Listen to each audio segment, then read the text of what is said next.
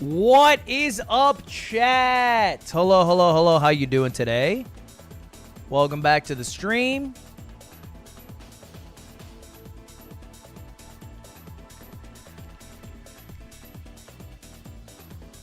What is up, baby? What is up? Why were you stroking off a ghost? If I'm doing this, I'm not stroking off a ghost.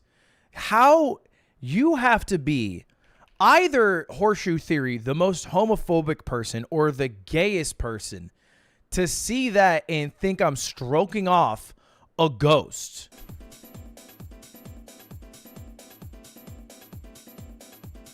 It's the Sixth Sense, but instead of seeing dead people, he's seeing dead people get stroked off. This is actually a bad idea. I remembered the age of, was it Macaulay Culkin? No, what's his name? What's that kid's name?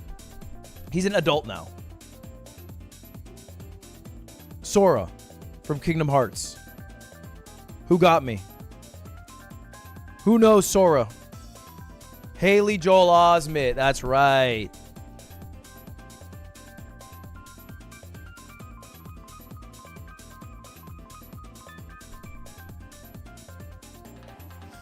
What is up, chat? Welcome back to the stream today. Hope you're all having a great day. A great Friday. Today, we are going to complete our every YouTuber food tier list. If you remember, last time we had about, what was it total? 9 products, 10 products. Well, today we have about another 10 or so. We're going to go through a few of them. There's a couple that I'm not going to go through. We're going to talk about that. But we're going to round out our tier list so we can round out that video. And I was going to watch all the League cinematics yesterday, but I woke up a little bit sick. I'm still a little bit sick today.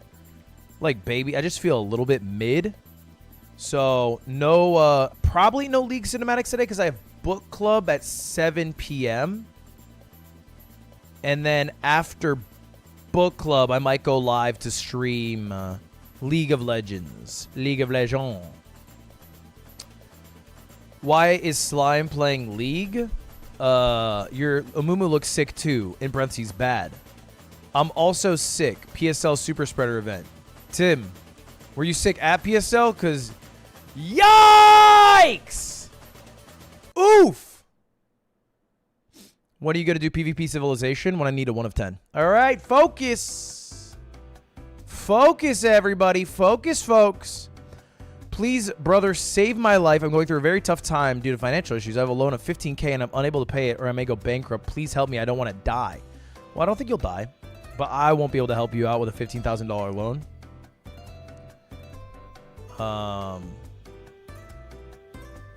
I won't be able to do that personally. I have quite a few people on my own that I got to worry about. You know what I mean? I don't got 15K lying around. Selfish? I'm not. Chat, I got a lot of employees, okay? Got a lot of them. I don't know if you know, I got like 40. Oh, I got damn near 50. Thank you for the 10 months, John. 10 months of wasting my money on Parasocial Club. Thanks, Lud. Just wanted to say I started watching because of Mario Party, and I stayed for the silly Frenchman. Warms my cold dead heart. Thank you very much. Thank you very much. I appreciate that. Wasn't the last video food? Yeah, but we didn't do all of the YouTuber foods. We were missing some, so we have some more today. You get me? Reviewing every YouTuber food finale. Pep talk to a pep rally. Okay, let me send that notification out to my Discord. When is a bro versus bro? Evbo bro. Evbo bro. Next week. That's easier to say. Next week. Next week.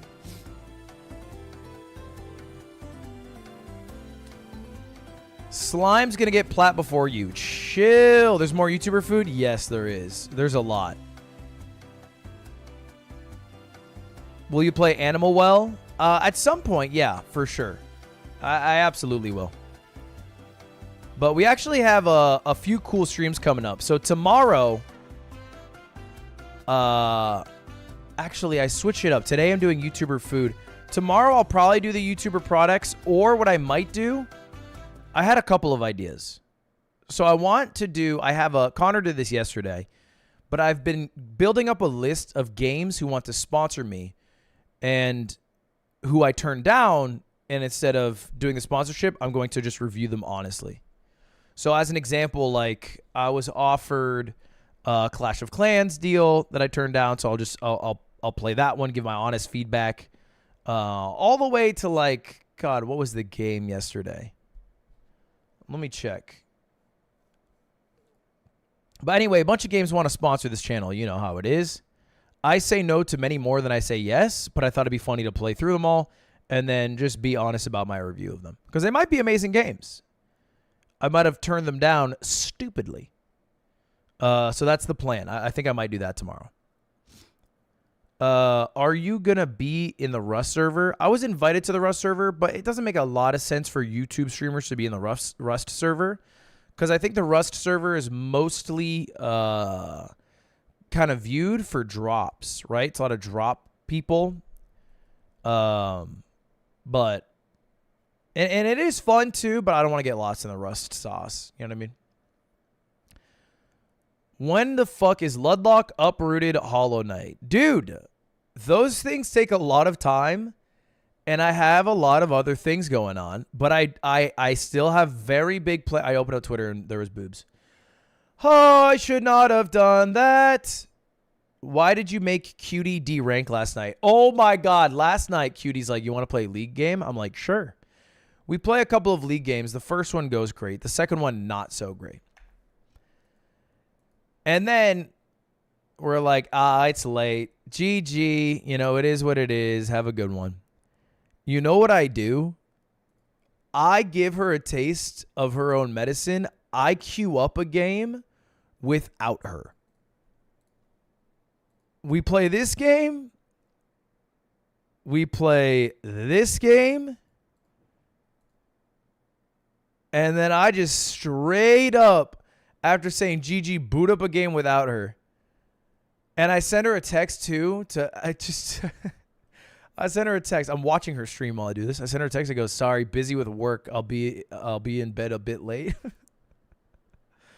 Oh, it's funny. Funny. She did the same thing to me. And everyone lulls. Lamaus. Yeah, I wouldn't want to play another game with Ludwig too. I do the same thing to her, and all of a sudden, I'm a jackass? Yeah, we really are living in Trump's America, aren't we? Come on! Anyway, chat. Let me catch you up to speed. Let's get through this. Let's get to this. Don't play the Hawk Tua thing anymore, Tim. Guys, hello. Time skip. It is me, Ludwig, now in the future, because we filmed a video on stream. I guess we streamed a couple of weeks ago, me trying a bunch of YouTuber foods. But a couple were still in the mail, and we have since received them. So today, we are going to finish out our tier list. We have a few more items. I got 50 gifted subs! 50 gifted! Let's fucking go, Tori! Yes! Yes! That's fucking right, baby! That's fucking right, Tori! And $10. Been watching for a while. Shout out to us pushing 30. Stop the music. I am not pushing 30. I'm not pushing shit. I'm 29. I'm safely 29. Safely. I'm not pushing shit, man. I am safely 29. I got a lot of distance between me and 30. Months, man. Months. You know, in the time between me going from 29 to 30, Donald Trump was elected president, and also Logan Paul released a line of lunch foods called Lunchly, and also that same line of lunch foods called Lunchly has been getting blown up on Twitter, all in the same span, folks. You know, in the past year, guys, this is not even a year ago, Drake was losing a rap beef to Kendrick Lamar. This is in the past year, all right? Time is a very long thing. Focus. Guys, today we are going to round out our tier list. Now, this is what our tier list looked like last time to catch everyone in the live stream up to speed. Today, we got a bunch more things, and they come in 3 different sections. Hot sauce, beer, or alcohol, and coffee. Those are the main things that we are missing, okay? Those are the main things we are still missing that we are going to be doing right now. You get me? You get me? That's what we got to look over today, okay? Technically, we did grog last time. We're doing it again, though. We're doing grog again. We're gonna run grog back. This is just the foods, not the keyboards or anything. Plug your merch. I'm wearing your chest boxing hoodie right now. Dude, we sold out of all the merch except for just the chest boxing. And the only reason we haven't sold out of the chest boxing is because we never sold it originally. Because we made all that merch for a second chest boxing event that never happened. So we have a way more of that than anything else. But it is on the website if anyone wants it. It is fire. And it is cheaper than ever. $55 for, I think, the best hoodie we've ever sold. That message isn't real. Literally scroll up.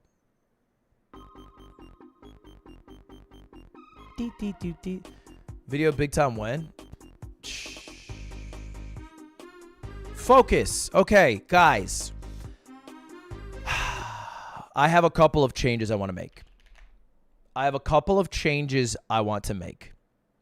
You see, last time, this is where our tier list ended up, but since I dropped this tier list, things have changed. Specifically, I have changed because I've been having a lot of the products on this list, and I think it is only fair for me to back up with my words what I do with my own mouth. And what I mean by that is I have been eating a shit ton of Joyride. I have gone through 3 different packs of the sour strawberry ropes. I am not fronting. I ate an entire pack in one day on 2 separate occasions. I am not a candy guy. I am not a paid operative for Ryan Trahan. I fuck heavy with Joyride. I'm putting it in S tier. I'm making that change. It is candy, all right? Guys, you're not getting healthier eating healthy candy. That's a fact. It's still fucking candy with sugar. It ruins your teeth. It can give you sugar rush. I like it. I like it. You like Ryan's thick ropes. Mods, time that guy out for 76 hours. Thank you. Second thing I want to change. This is going to be controversial. People are going to be mad at me for this. I've been having a lot of this, and I think it is dead ass really good. Maybe because of Halloween. Feastables in A. I know. Mr. Beast shill. Paid operative. Literally PR guy. Guys, I had the peanut crunch for Halloween. It is my favorite chocolate bar. I am not lying. It's just a fact. I really like the way the chocolate bar tastes. It's not S tier for me, but that shit's fucking fire. That shit's fucking gas. My old favorite chocolate bar used to be the Hershey's cookies and cream one. Peanut crunch gaps that shit. I had like probably 4 during Halloween. Okay? I'm coming clean. I am not a European Euroboo, the velvety milk chocolate Cadbury's the supreme. I think Cadbury's mid, personally. Okay? I'm not the biggest Cadbury guy, so understand this is my palate. This is an American palate here. This is an American palate. Okay? I think Hershey's tastes like dog shit. I agree with you. I don't think Cadbury's ass.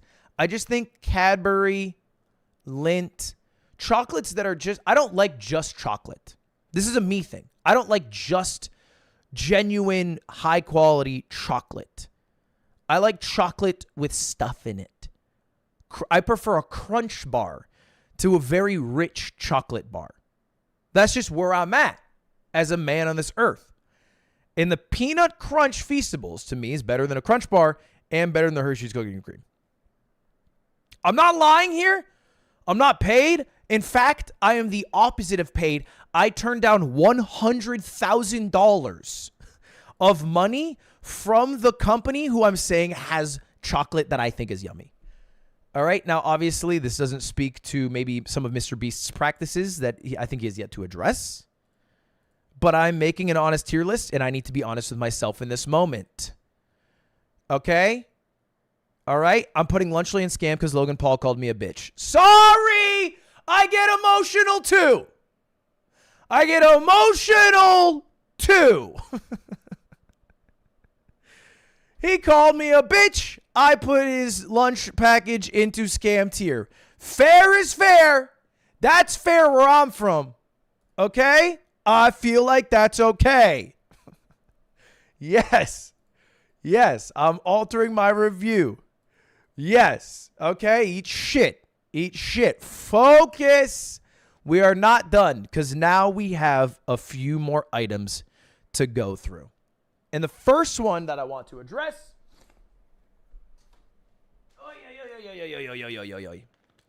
It's called Max Jerky. Now, I actually don't know.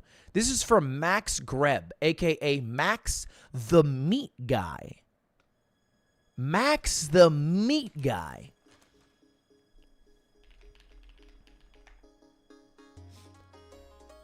You're pandering? He called me a bitch. Directly.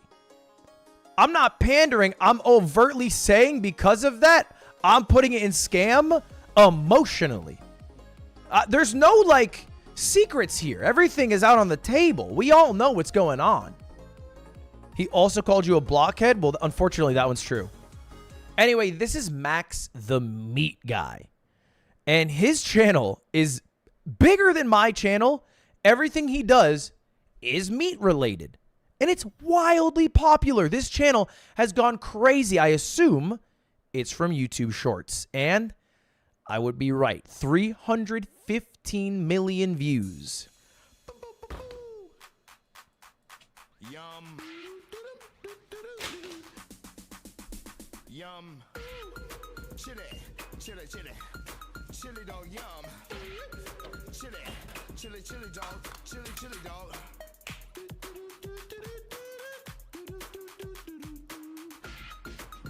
So this is basically epic mealtime for Zoomers in short form content. Except they don't eat the whole thing. That's what this is. I don't think that's all the guy's videos, but that's at least what that one was. And Max the Meat Guy, in just a couple of years, has blown up. I mean, look at the views on these videos. They are going crazy. And he also has released his very own beef jerky. Now, I'm not the biggest beef jerky guy. I find it to be quite chewy, quite, rubbery sometimes. And then also a bit salty. So, fair warning going in. But I'm going to try this. Now, this one is chicken jerky. I have the regular jerky here. I'm going to go through all of them and see if there's one I really like.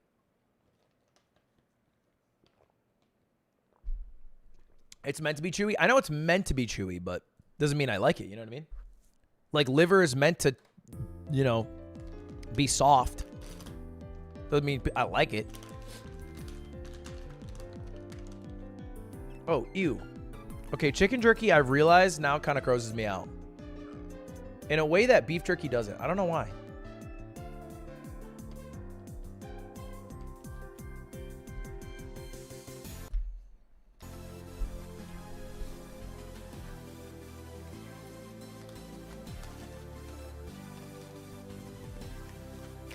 Okay, this is embarrassing to admit. I found out that buffalo sauce is from Buffalo, New York, this past month.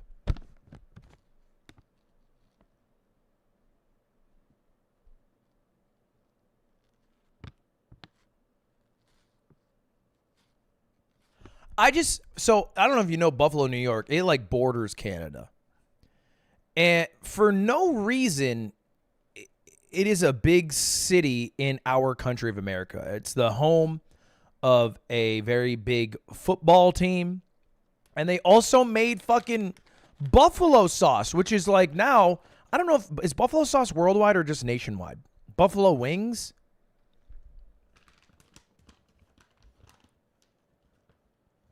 So The main thing I knew from Buffalo is that they're the only football team to ever go to 4 Super Bowls and lose back to back to back to back to back. A record that'll never be broken.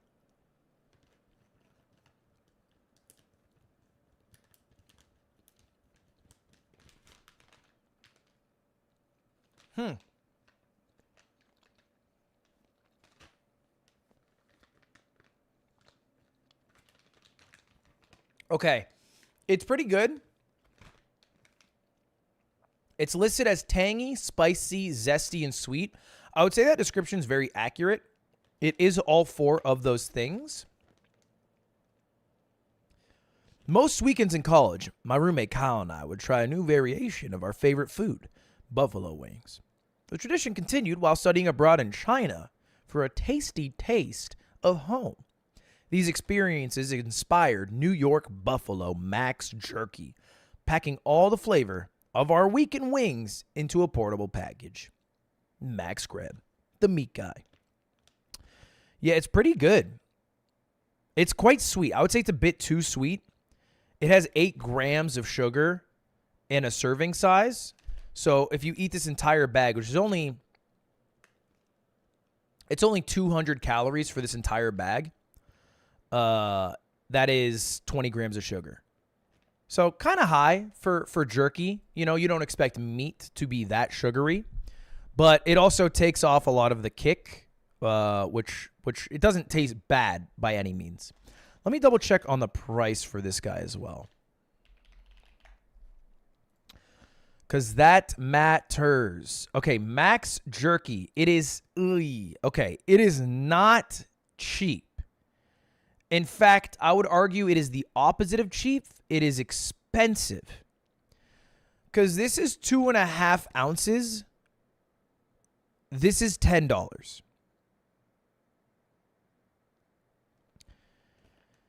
$10 for 200 calories of food it's a high amount, right? You know, you eat 2,000 calories in a day. You're not going to spend $100 on food a day.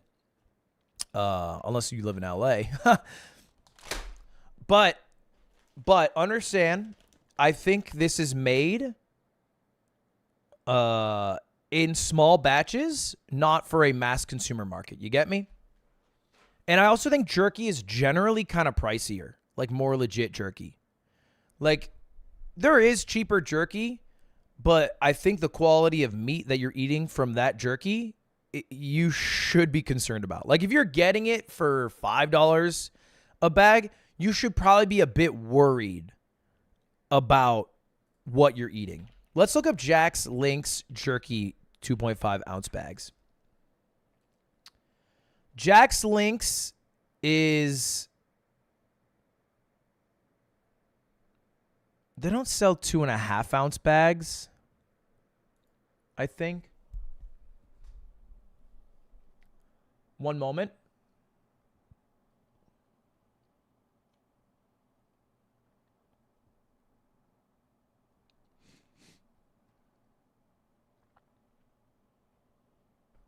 Okay, we have...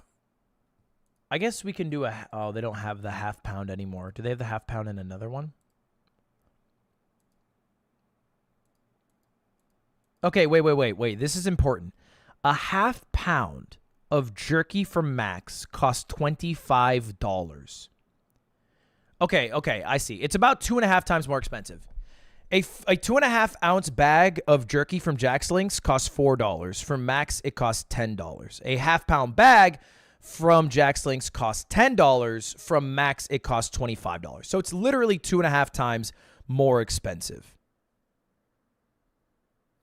Now, obviously, you're getting higher quality meat than you would from Jack's Links, so the product is better. Not just taste-wise, but also for you.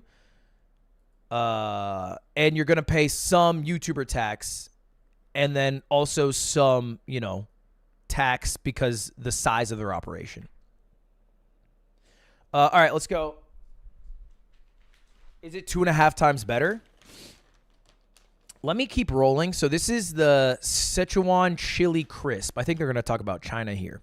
Some of the best and spiciest food I've ever had was in Sichuan, China, while studying abroad. The mouth-numbing kick of the local mala seasoning was nothing like nothing else in the world, ultimately inspiring the Sichuan chili crisp max jerky. It's not quite as hot as the hot pot in China, but the unique mala flavor is undeniable. Okay. Also has 9 grams of sugar. So I think there's maybe just a lot of sugar in jerky that I didn't know. It's described as complex, savory, intense, and peppery. That is a fucking piece and a half right there. That's a good... This piece of jerky looks so good. Fuck, that looks good. That looks like a good-ass piece of jerky right there.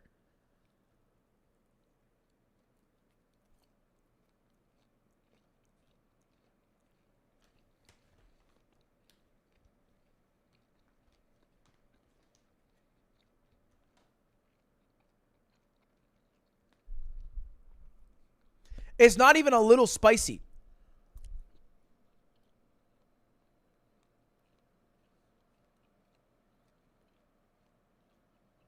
It doesn't look like a cock and ball. Don't say that. It's very soft. It's nice and it's not too like, sometimes I have jerky from a gas station because I usually get jerky on a road trip for protein intake. And sometimes, bro, it's a jaw workout. It is a jaw workout. This is soft meat. I wish I didn't say that.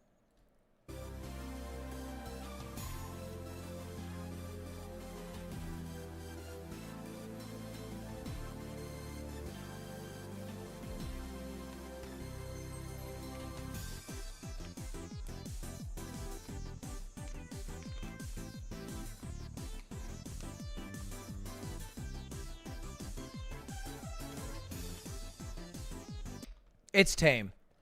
This is tame. This tastes like a white guy who studied abroad in China and liked Sichuan spice and then brought it back to America in the form of jerky, and he was also a YouTuber. It also is that, but it tastes like that too.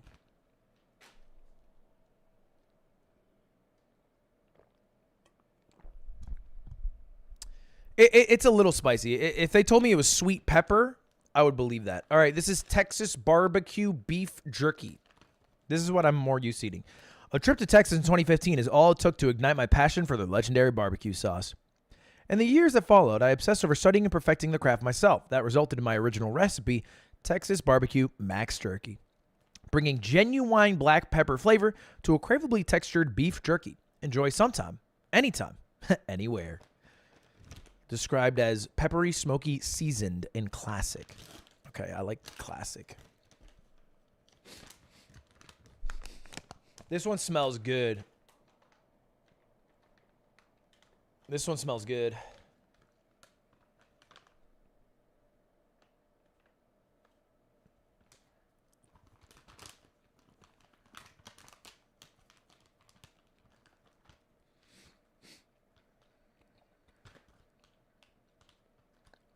This hits. This one hits.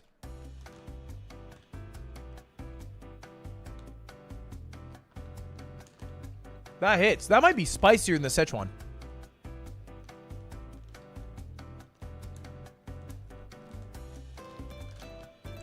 It's actually less sweet than the other two. It's the least sweet one I've had so far.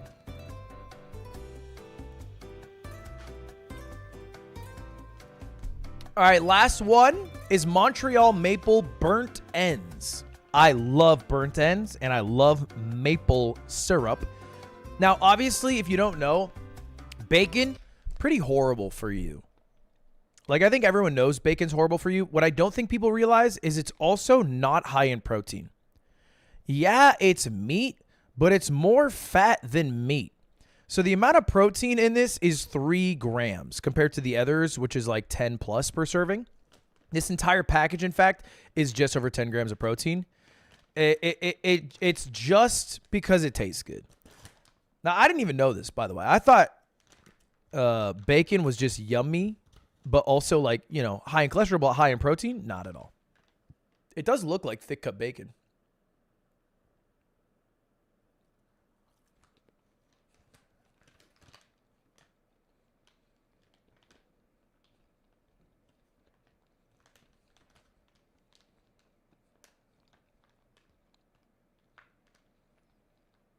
That's impressive.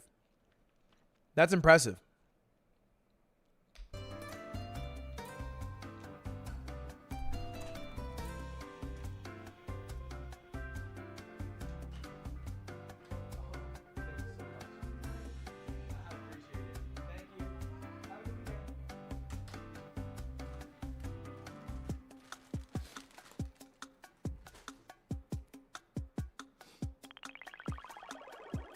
All right, this one tastes exactly like advertised. Mornings around the campfire. Sorry, let me.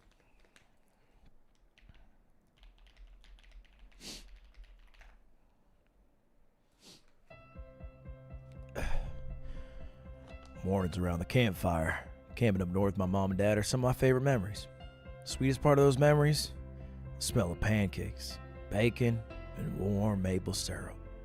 Montreal Maple Max Jerky brings those nostalgic flavors to a sweet, smoky snack. No campfire required. I think it's accurate. They kind of hit it. I don't think I would ever get this flavor just because I think half the reason I eat jerky is because of the macro nutrition of jerky, and you lose that with this.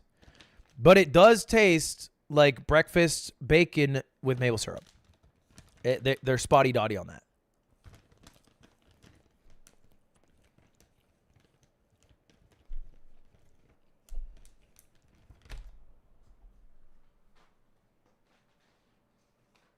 One more thing.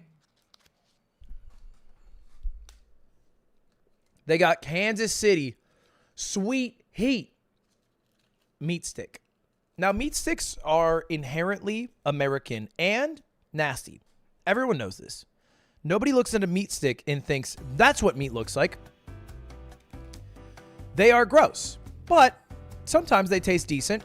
They usually have good amount of protein, and in a pinch, get the job done. So anyway, this is a beef stick. It is, Kansas City Sweet Heat. Artificially colored. Obviously, because it looks like a fucking dog's penis. I shouldn't say that before I eat it, but it does look like that. All right, let's give it a try.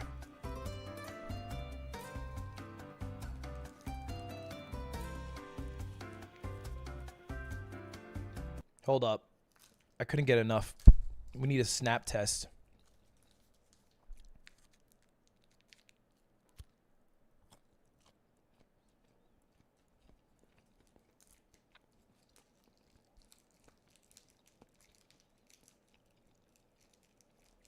That's pretty decent. The jerky's better for sure, but as far as meat sticks go, it's not bad. The snap is weak, but I don't mind it because I don't like really thick casings.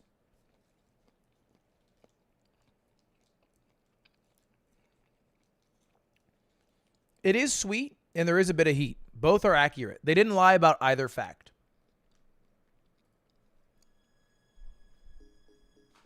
The question is, after all that, where do I put it? Understanding the cost of it, is this product 2.5 times or more better than its competitor in the market, which is much cheaper, Jack's Links? The answer is yes. Yeah, 100%. This is a 3 to 4 times better product than the competitor in the market. I think it is understandable that the cost is better. Or excuse me, it's understandable that the cost is higher based off what you get from the product. To be honest, I think I might be A-pilled or B-pilled. So I think we said S is I recommend you buy this. And I put Joyride in there because I liked their sour strawberry rope so much that I ate 3 packages off camera without telling anyone because I like them so much. A tier, it is a better product than its competitors in the market. B tier, it is a good YouTuber product. Okay? C tier, I forget, but I think this is A. Because I think this is better than many competitors in the market. And I'm not a beef jerky guy. I want to state that. So I'm not a big jerky head. I don't know, maybe jerky heads know like some real deep cut shit that's fire. I don't. I know the shit that I get in a gas station before a road trip. This beats all of those by a high enough factor that it makes up for its additional price, which is high. It is expensive.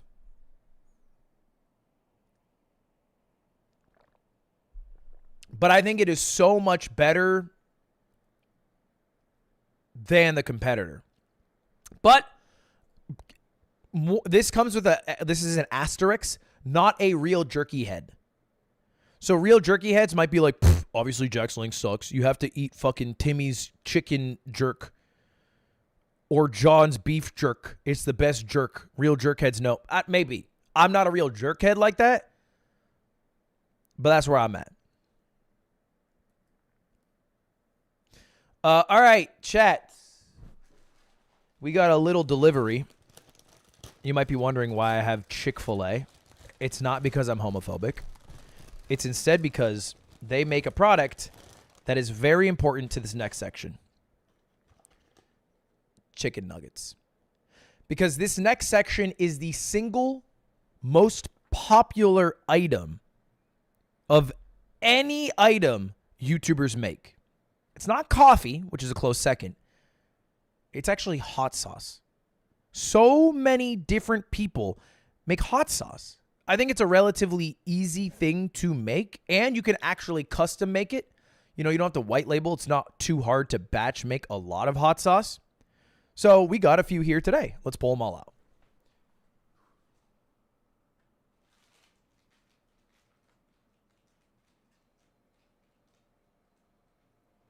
Wait! Sorry, I fucked up. I fucked up.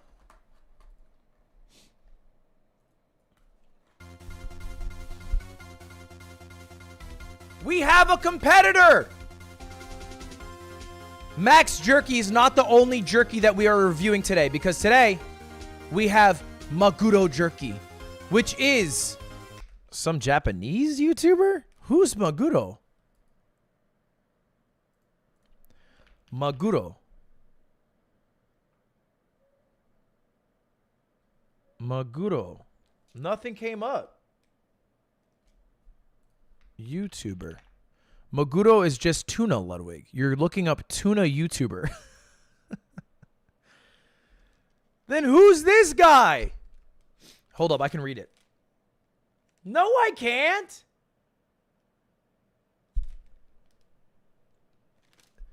YouTuber. Are you YouTuber?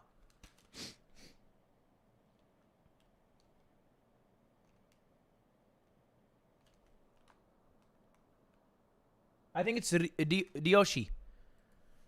Ryoshi. If I did this, I'm a fucking god.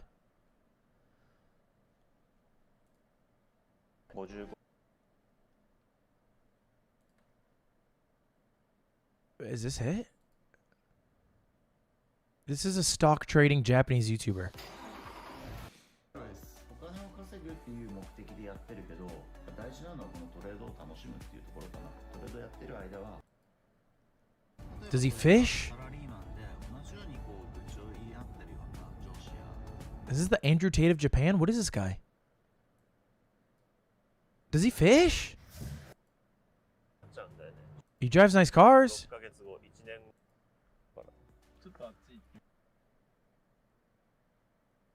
It's Masaru. Masaru! Okay, this is the guy. This is the YouTuber whose jerky we're about to review. This is the best fish in Japan. Survival Challenge. Part 3. Man and Woman. Man and Woman Survival Challenge. Finally, my 4-year-long dream has come true. 大事な報告が2つあるんですけども、まず1つ目ですね。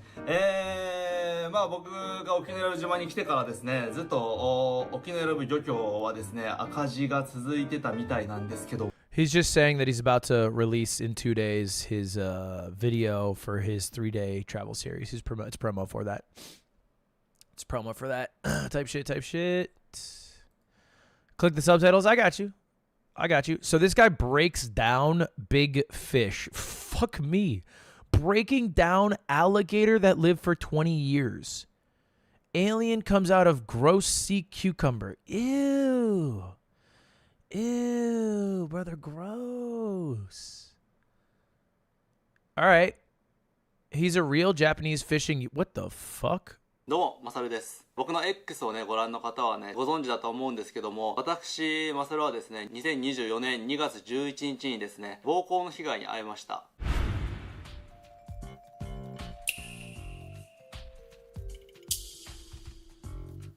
内容としては顔面を15発投げられ、鼻の骨の骨折、そして顔面の打撲という内容でした。He got beat up by a 15-year-old eating ramen. Next! Damn, this fucking translating shit's easy. Ah, here it is. はい、どうもです。今回はですね、緊急動画回してるんですけども、めちゃくちゃ素晴らしいお知らせがありますということで、なんとですね、今那覇空港に来てるんですけども、もう見た方が早いということでね、もう早速中入っていきましょうか。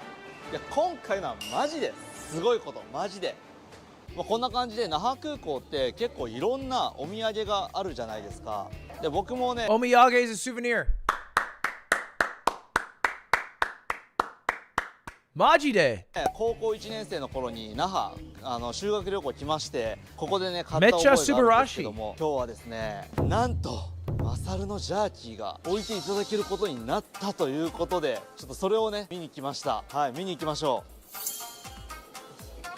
はい、こちらとなっております。めちゃめちゃすごい壮大にね飾っていただいてるんですけども、なんとですね、もう国際線とかも扱ってるようなこの那覇空港でついに私が作り。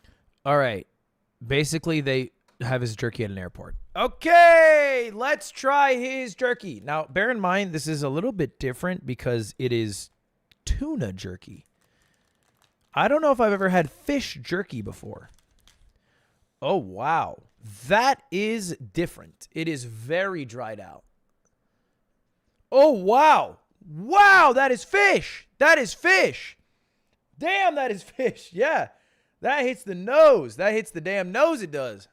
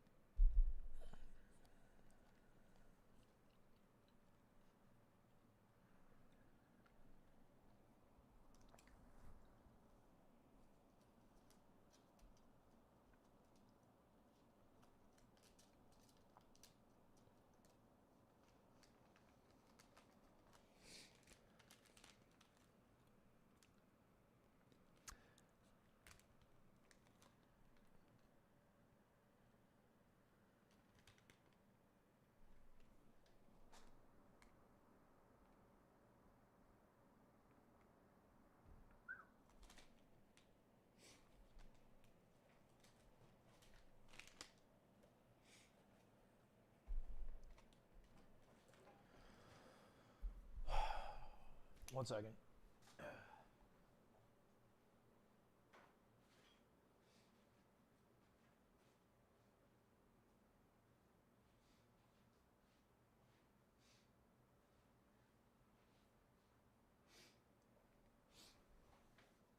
Okay. I'm not puking. It's not that bad. All right, I have a few thoughts. So dried fish jerky is a lot different from meat jerky. Because when you dry it out, it gets very rough. Like, very rough. Like, you don't even think it's edible at the start rough. Because your job when chewing is also to rehydrate it enough to eat it. But it's not thin enough that it's like wafery, like a crisp or a cookie. All right? It's still a bit thick. So you really have to get to chewing. Taste-wise, it actually had quite a kick to it. Like, I actually don't mind the taste too much. The taste is fine. The bigger issue is the chewing of it. It is the hardest. It takes a second to chew.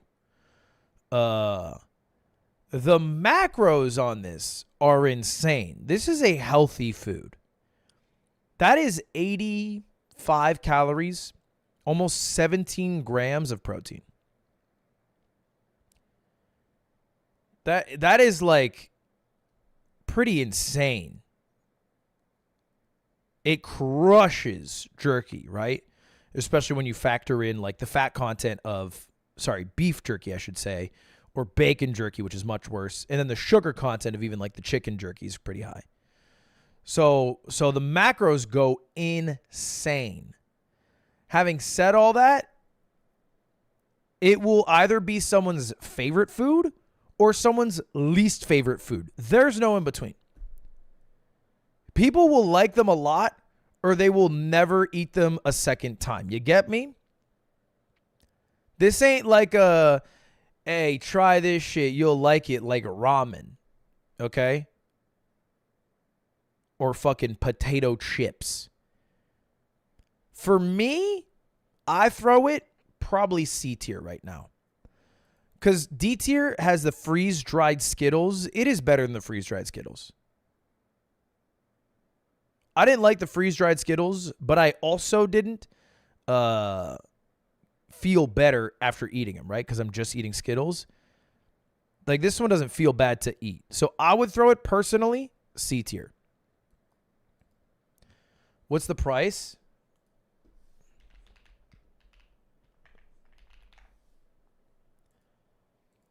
It's kind of cheap comparatively. $5. Well, actually, no. That's decently expensive. It's $5. It's $5 for 30 grams, which is a pretty low amount. So it's actually somewhat still expensive. Hey guys, Oh, what the fuck? This dude speaks English? Masaru here. Great news for those of you abroad. It's finally possible to sip our newly launched tuna jerky all over the world, except for China. Whether you're in the USA, Philippines, New Zealand, Singapore, South Korea, you can buy it from anywhere. I know some of you might not be familiar with the taste, but That was me. please try it and enjoy the luxurious, rich flavor that comes out more you chew. Definitely comes out the more you chew. The first chew is nothing.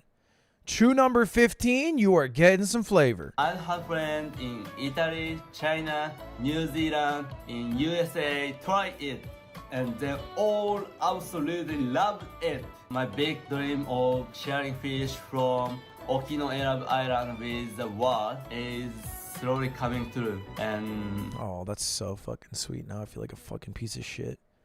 He's literally just getting fish from his local community, his small island, and then shipping it all over the world.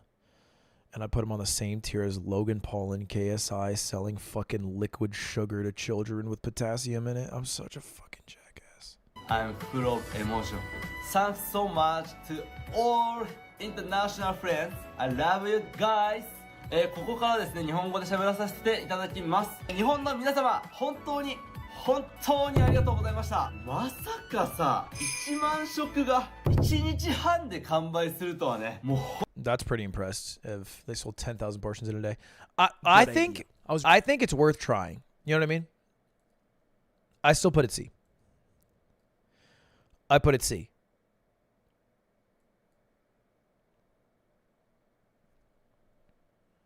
I don't put B for presentation. I need to stay loyal here. I need to stay loyal to myself. Wait a minute. Get it how you live it. Oh, wait. This is the same thing. It's just a second package. I thought we had a second flavor. I thought a second flavor was about to hit the towers.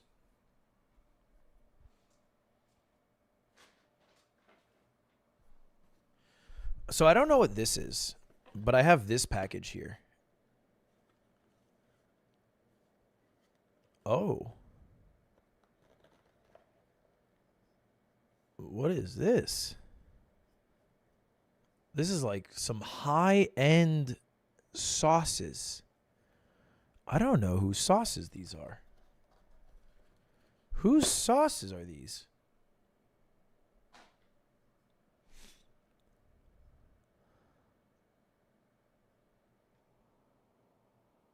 Is this the same guy? It's Masaru. He has sauce? Yeah, I think it's the same guy. Damn, this guy's making a lot of shit. Masaru fish. I'm assuming it's fish sauce then. Fish oil? Soy sauce maybe? Masaru YouTuber soy sauce oil.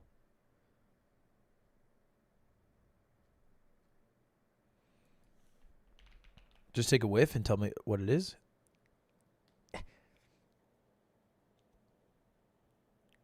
Fuck. Oh, you're not supposed to open it.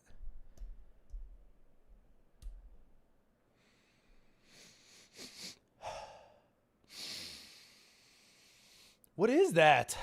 Ponzu maybe? Sweet, a bit tangy.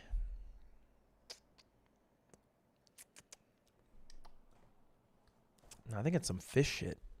That's some fish shit, bro.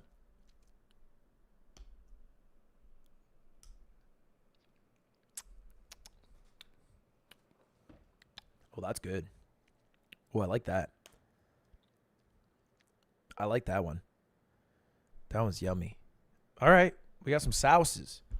Okay. All right. Let me see if I can get all my hot sauces in a row. I actually don't think all of them arrived, though. So I wanted to get a bunch of hot sauces because there are a lot, but we're missing some, and we'll talk about that.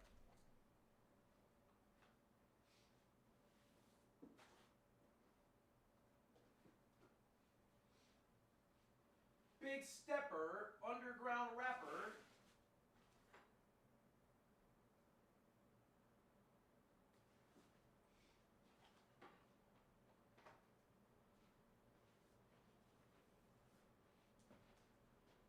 Okay. Now, there are a few sauces that I want to review today. Unfortunately, Will Neff's hot sauce is wildly popular. I was not able to buy it. I could have reached out and asked for one, but I feel like it would have made the review a bit more biased. So I do not have Will Neff's hot sauce. I do have Keith's hot sauce called Pizzafy. I believe that's his hot sauce, right? Is that his hot sauce? I think it is, right? This is Airrex. It's not even Keith's. Okay? Oh, no. I don't think Keith's is here either. So I might do a hot sauce update. I think we only have 2 hot sauces right now. Keith's is called Keith's sauce. Yeah, we don't have Keith's right now. We're supposed to get them both on the 15th. All right, so I can do an addendum later, but I needed to run this. All right, here is our neutral target. It is yummy, crispy Chick-fil-A.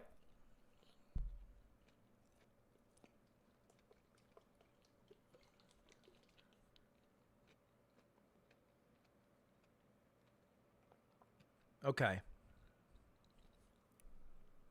This is Airrex hot sauce. Turn anything into pizza. You know that feeling when you bite into a slice of pizza? Pure happiness, right? That's why we created Pizzafy, the boss of all sauce, to turn literally anything into pizza. We also found it pairs well with about any meal. Don't believe us? Just try it. And then step 1 is use on anything. And then step 2 is it turns into pizza. In fact, on step 1, they literally have broccoli as an image. I don't think they tried it on tuna jerky. It looks like a tomato-based sauce, which I guess makes sense. All right, let's try it out.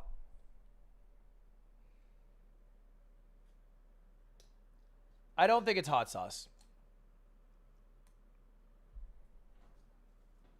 This is just a sauce testing round. We have a lot of sauces.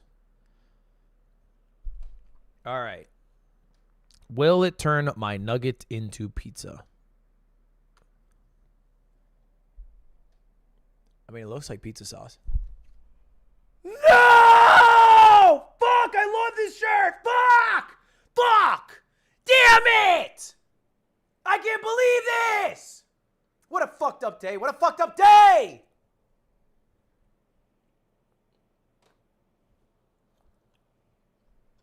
God, it tastes like shit too! Fuck! I'm gonna fucking kill myself! Fuck! Fuck that!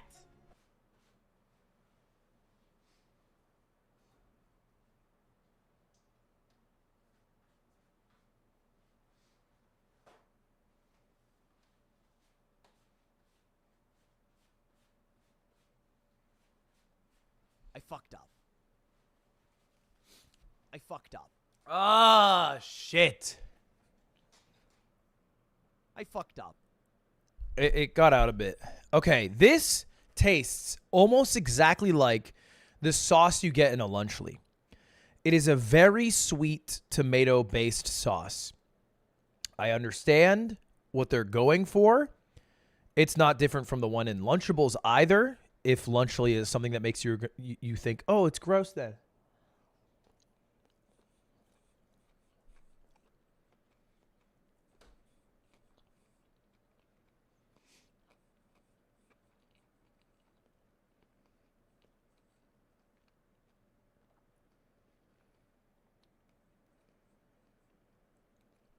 Yeah, I think the closest competitor is probably Papa John's sauce. Have you ever had a Papa John's pizza? They have a sweeter tomato sauce. It's kind of like that. It is just a sweet marinara sauce in a bottle. Water, tomato paste, olive oil, balsamic vinegar, salt, white vinegar, inactive yeast, dried garlic, spice, citric acid, sodium benzos, potassium sorbate as a preservative. Yeah, this shit's just straight up. This is just fucking pizza sauce. It's sweet pizza sauce in a bottle. Does it make everything taste like pizza? No. It makes everything taste like marinara, though. Eat your shirt now. It's pizza. The moment it touched my shirt, I poof into pizza. All right, let's try Masaru's yellow sauce. I don't know what this is to my translators at home. It smells like fish sauce. That's definitely fish. I spilled so much. Is it soy sauce? I don't think so.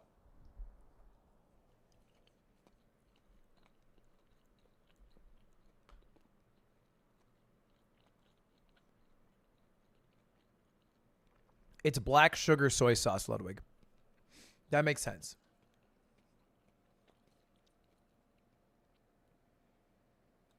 This is black sugar soy sauce. What is this then?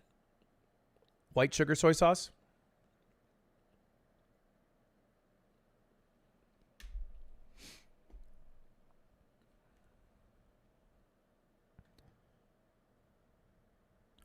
It's blue sugar soy sauce? What?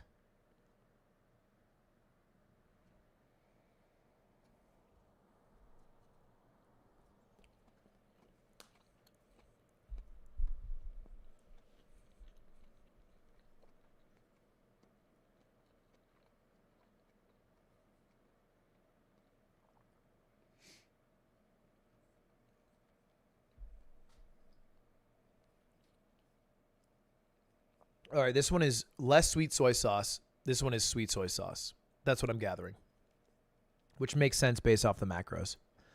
I mean, as far as soy sauce is concerned, you know, it's soy sauce. It tastes like decent soy sauce. I'll throw a B. It wouldn't be higher than B for me. It's soy sauce. It's got nice packaging. I wouldn't recommend it outright. It's definitely like a nice gift to get someone. But ultimately, you probably wouldn't buy this as your regular soy sauce because I don't think it would be worth the price.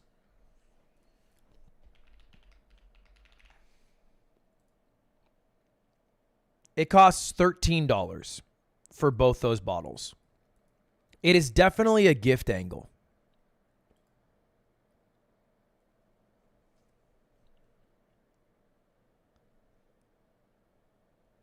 Because soy sauce is like cheap as shit. 13 for both. Yeah, 13 is kind of high. All right, hold up. Pizza-Fi, I would rank...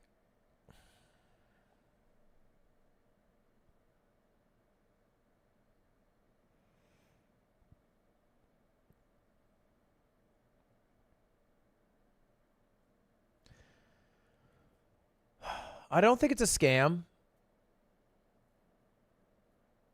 I mean, the branding is a little bit insane, but I'd put it D tier. I don't think it's as bad of a scam. What's the price on it? Pizza-Fi. Pizza-Fi costs... Oh, no way. No way. It costs... Whoa. $25 for 2 of these bottles. Seems a bit high.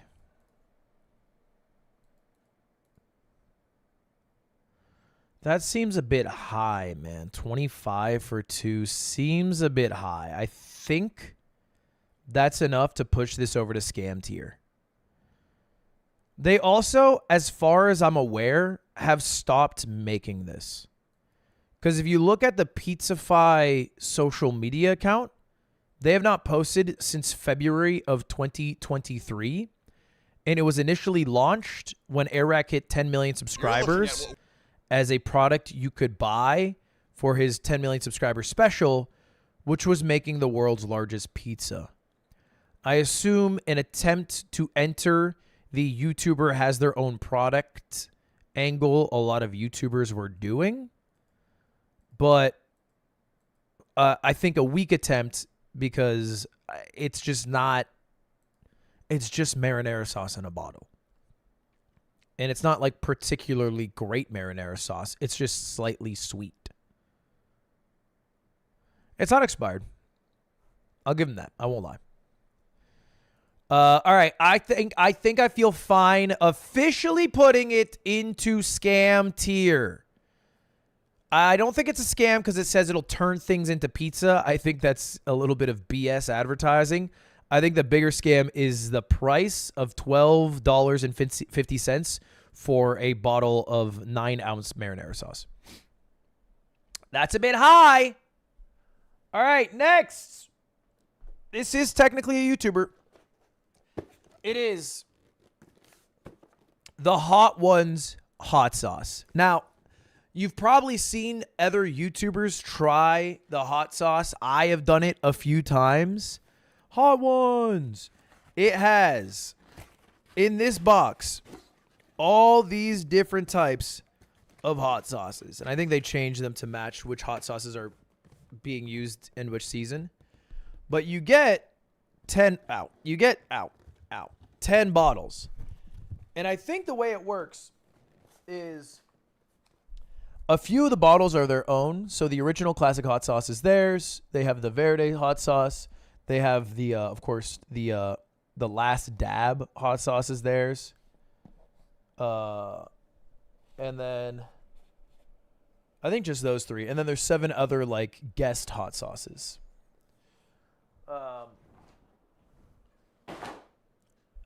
Now, it is important to note, the Hot Ones hot sauce as a product is not a hot sauce that you should go get. It is a gimmick. Let's just be clear. What I have purchased here is a gimmick. It's $120, okay, for 10 different hot sauces. All right? Where about half of them are shit.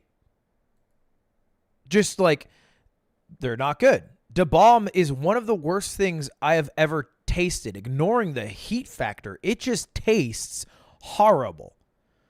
But the reason you get it isn't because, like, hey man, with my burritos, I want the fucking Hot Ones hot sauce. You get it to do the Hot Ones experience. You know what I mean? That's why you get it. So it's a gimmick. It's a one-time purchase. Now, you can purchase any of their hot sauces individually for anywhere from $10 to $16, it looks like. Actually, the last dab is $22, but yeah, you can get any of their hot sauce for $10 to $22 if you want. And they sell like smaller packs without the really fucked up hot ones. But as opposed to other YouTuber products where you're paying a YouTuber premium just because of the sheer size of their, like, sometimes you're paying this extra cost because they don't have a big enough machine to make the product at such a high rate so they can lower the costs for the customer, right? A good example is Sour Boys. They don't make enough candy somewhere, you know, not here, that they ship over in high quantities like Nerds could to be able to sell it to you guys for $2.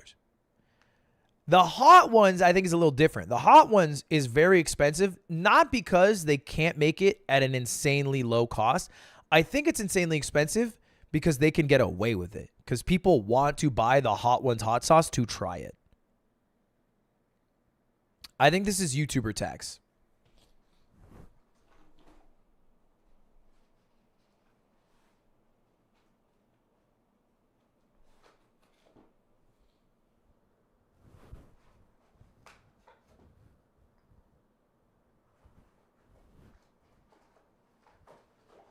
All right, I just got a few pulled up here.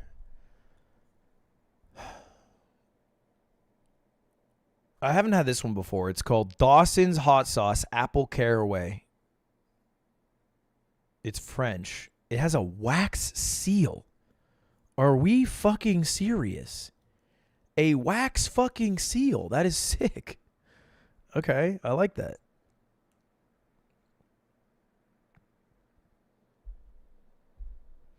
This is technically level 5.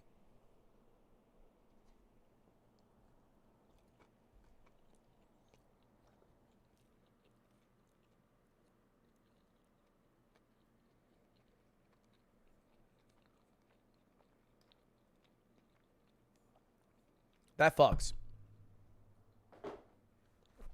That's good. That's pretty good. All right, this one is the one I think I like the most. It is Los Calientes. It's a green hot sauce, which I think I prefer. I'm usually a green hot sauce guy. Please be a guest on Talk Tua. I don't think she wants me, bro.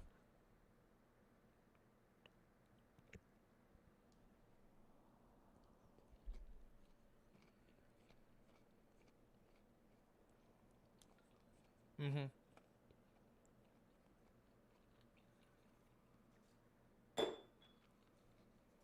I mean, that's a pretty good green sauce. That's genuinely a pretty good green sauce. When are you going to go on Hot Ones? When the show's dead. If they start asking me and a bunch of other fucking YouTubers to get on their show, their shit's cooked. GG.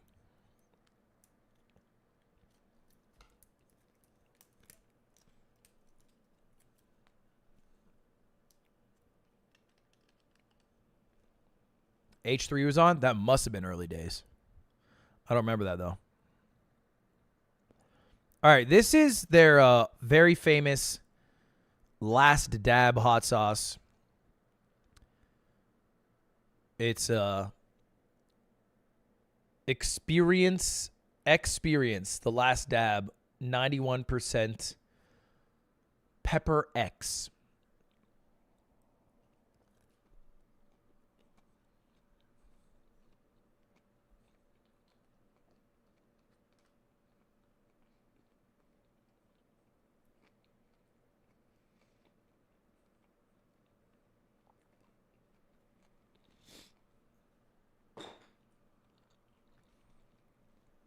Wow. Wow. Damn, that's hot. Damn, that's hot. What the fuck? What the fuck? Pizzafy, save me.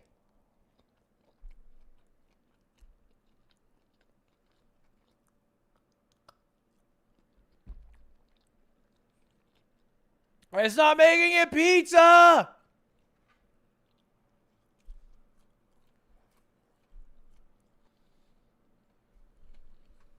Damn. What the fuck was that?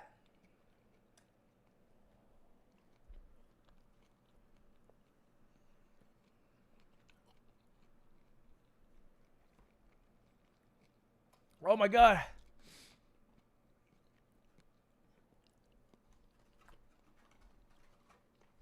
Careful around the eyes.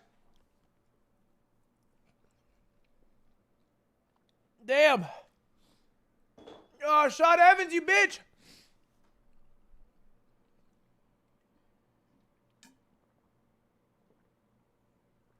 Damn.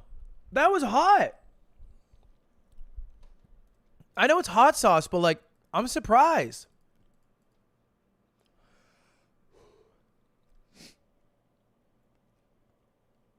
Damn, that's hot as hell. Ugh. Is it tasty? Kind of tastes like shit. No, I think they use ghost pepper and Pepper X. I don't know. I think I assume it's like a proprietary thing. It tastes like shit. If you've ever had a hot sauce that uses ghost pepper. As a Latinx, how do these hot sauces compare to your abuela's homemade sauce? My abuelo and my abuelo used to make way tastier hot sauces. What? You know what's fucked up? As a Latinx, how do these hot sauces compare to your abuela's homemade sauce? Yeah, I'm sorry. For whatever reason, the TTS is Latinx instead of Latinx. But as a Latinx,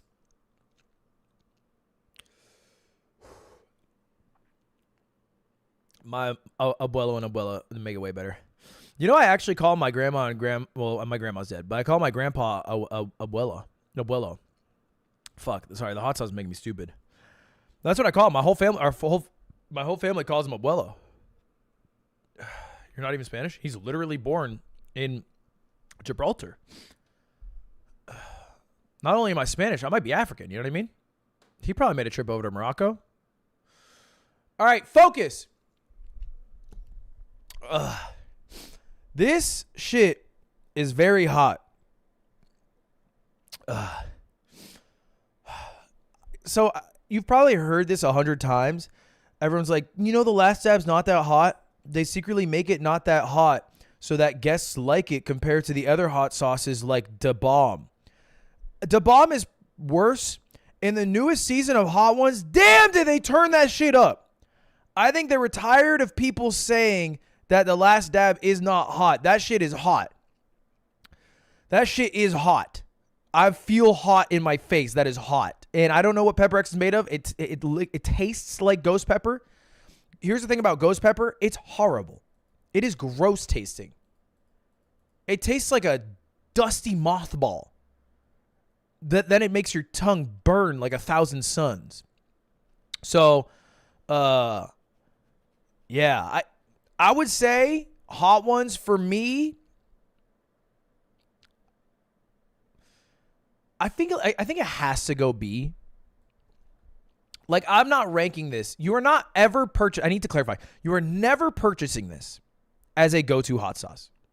Even their individual hot sauces, there is a much better local hot sauce around you, or even a global chain of hot sauce that'll get the job done and be way cheaper. You are getting this for the gimmick. Having said that, even offline, even if you're not a creator, the gimmick is fun. Like, it is fun to do the gimmick with people it is fun to try the hottest hot sauces. There are some that are decent in there. So let me get this straight. Your top 3 items are Ryan's thick ropes, Jimmy's nuts, and Max's meat? Seems a little sus to me, little bro. Okay, I'm gonna be right back. I'm gonna fucking leave you alone with yourselves for a little bit.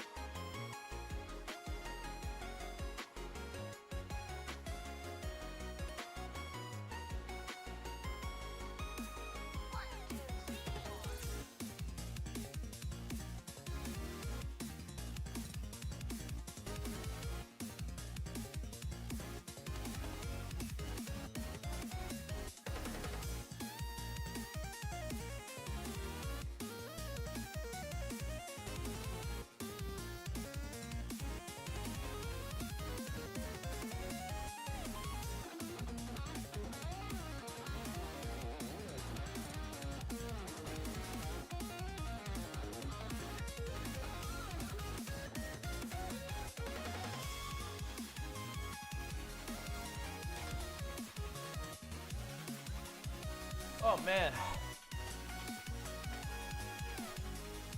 Wait. Oh no. We have one more hot sauce I just found. So I don't have Wilneff's or Keith's because they're very popular and they're on back order. And although I could reach out and ask them for the hot sauce, I felt like it might make the review a bit weirder if I get one of the products free. You know what I mean? So if I eventually get them, then I'll review them. But I have one more hot sauce. This comes... Cutie does not have it. I asked Cutie actually just now if she had it. But she doesn't. I have one more hot sauce. This is called Kaminari. This hot sauce comes from a YouTuber, Paolo in Tokyo. Paolo in Tokyo made his own hot sauce after making a video on the day in the life of a hot sauce maker. This is a day in the life of a Japanese hot sauce maker.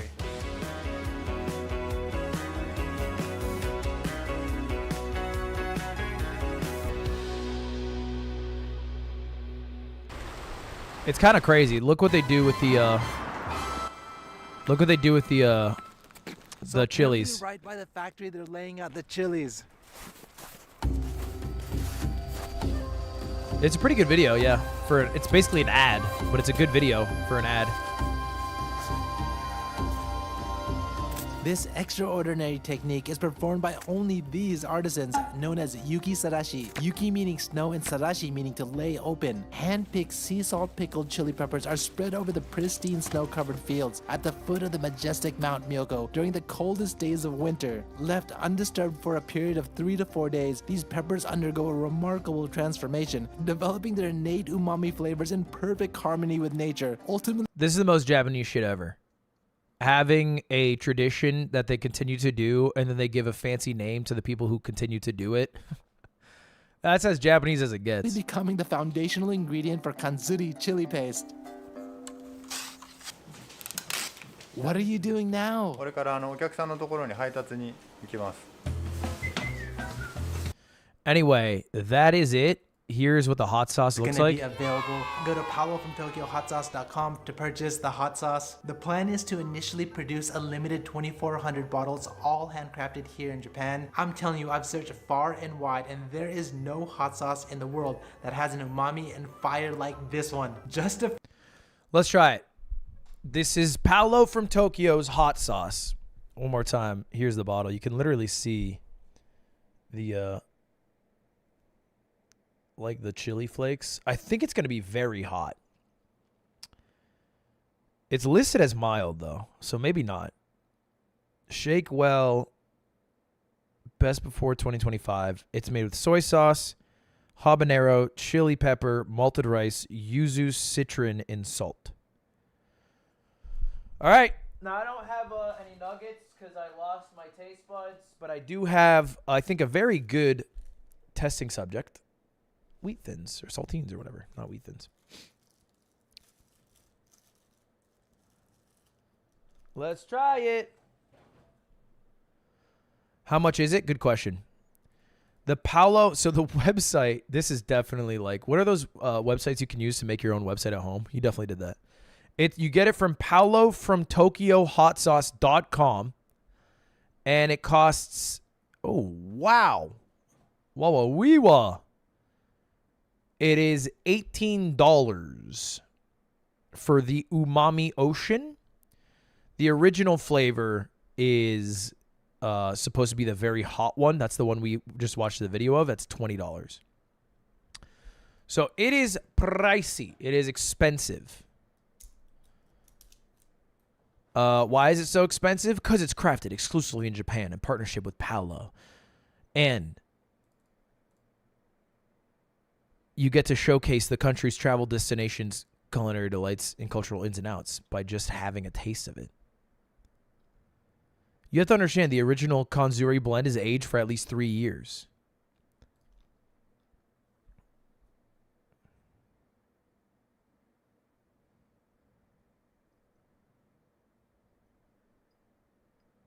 It's more like Tabasco consistency.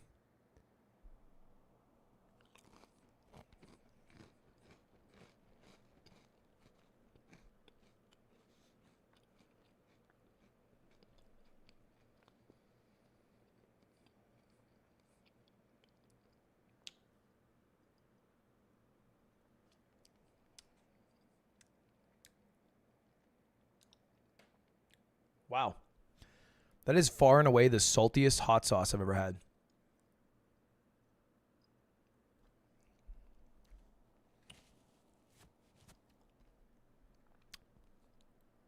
That's crazy. I've never had hot sauce that salty.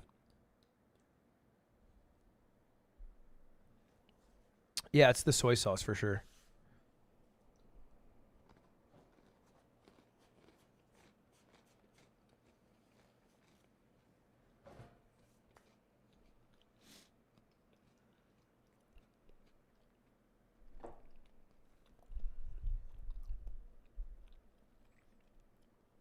Well, I had it by itself, not just a saltine. I would put that shit.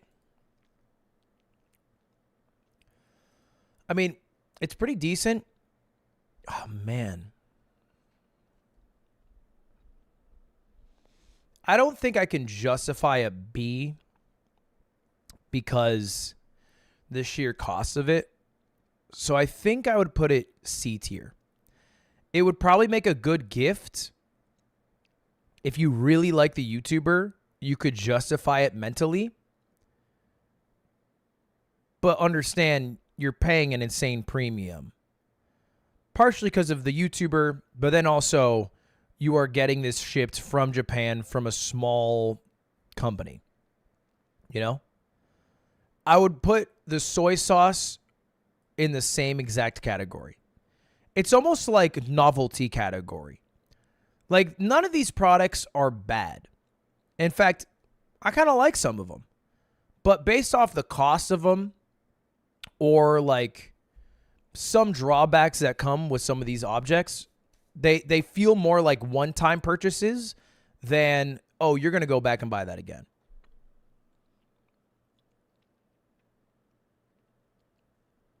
Why do so many YouTubers make hot sauce? I think it's just a very cheap thing to do. Relatively, like you just have to partner with a hot sauce company and then make branding for it.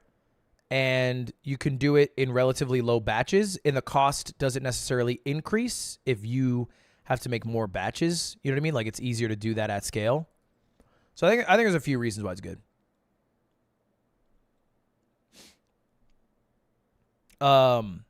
Call slime. Okay, what's going on with slime?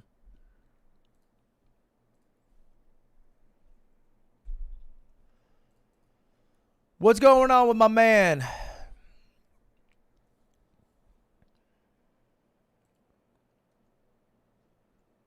Hey, Jubbin. What's up, dude? Why is everyone pinging me? And I don't think this is as important as they might, but I just got placed in my league rank after playing a ranked game. What'd you place?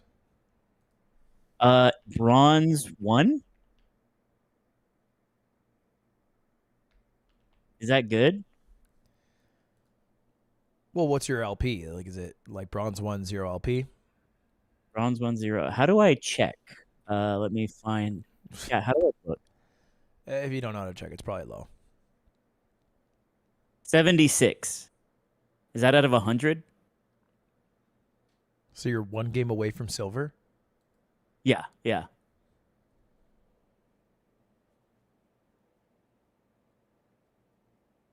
How is it 76?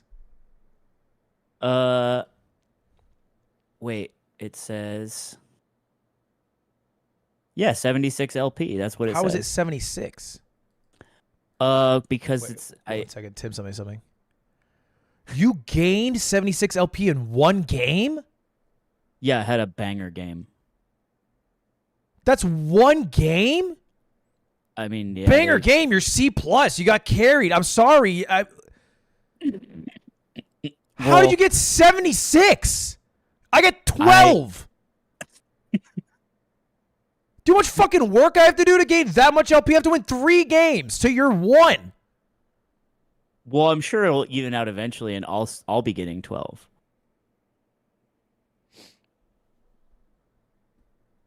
Did you win all your placements?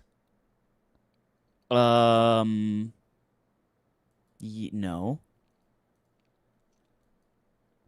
How many did you win?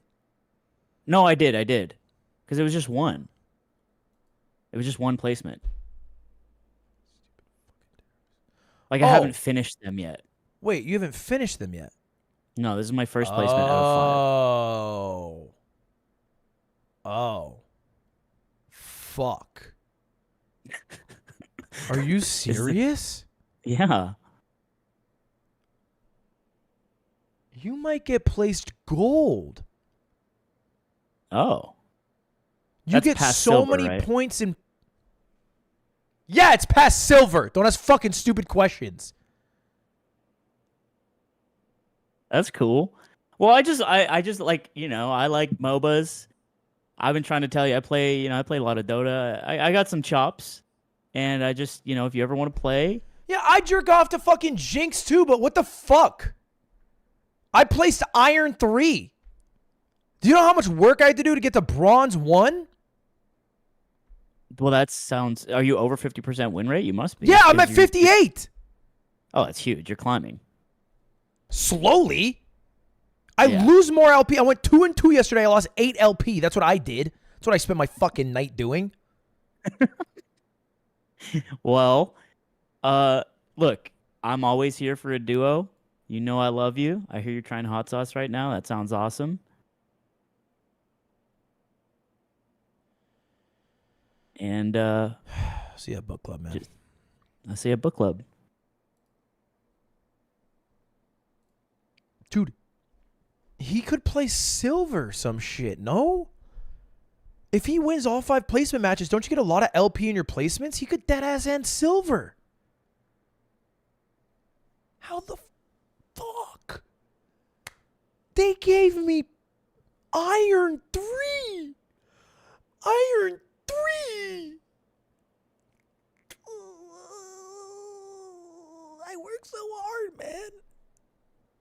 He has practice? I watched him, bro. Maybe I don't understand something about this game. Maybe I don't fucking get something. Maybe there's something fucking missing, dude.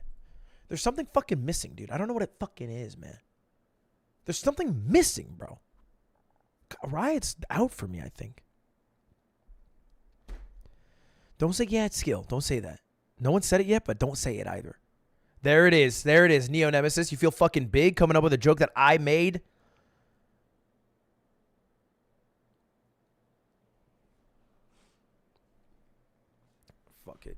fuck it.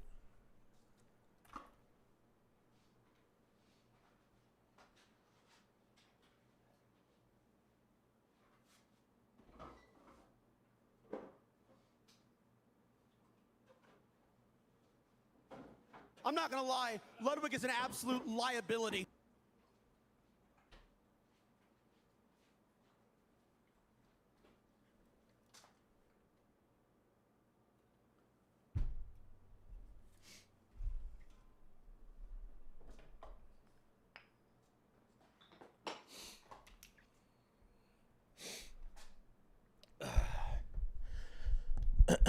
What's up? Yeah, Trump got 10 million more votes. The content's gonna fucking change around here. Much like the Canadians who made Happy Dad, for some reason, I'm getting into politics. And to start it, I'm ranking Happy Dad seltzers. Happy Dad. It is seltzer that makes the left fucking squirm. Bet you liberals out there are quaking your little fucking boots. Oh, I bet this guy's, even though he drinks a lot of fucking seltzer, doesn't have any crypto. Wrong! Wrong. You look like a fucking idiot, bro. Boom. You don't think I have crypto? I have merch for crypto. We're not the same. We're literally not the same. Anyway. Happy Dad is maybe one of the most popular YouTuber products ever. I don't know the exact sales, but I see it everywhere, used by everyone. It's on the same exact rank as a Prime or a Feastables. And I think part of the reason why is, one, they have pretty decent branding, right? Their branding has been like, you know, through frat party and frat YouTube style videos for a while, prank YouTube videos that get millions and millions of views. It's also very politically charged, right? You know, like everyone stopped drinking Bud Light because they gone gay. This is the opposite, right? Like, where do you go if you stop drinking Bud Light? You can drink Happy Dad. Because the Nelk boys leaned heavily into politics over the past few years. And you can see that, I mean, just from their videos, right? Like they did podcasts with Trump. They went on Air Force One with Trump. They do a lot of stuff with Trump. They're very pro-Trump. Andrew Tate, you get the idea, right?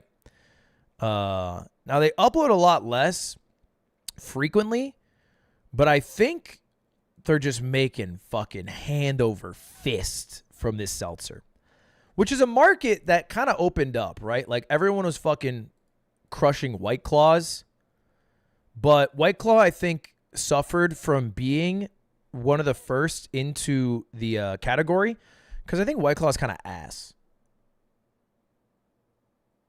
I think White Claw is low-key kind of ass.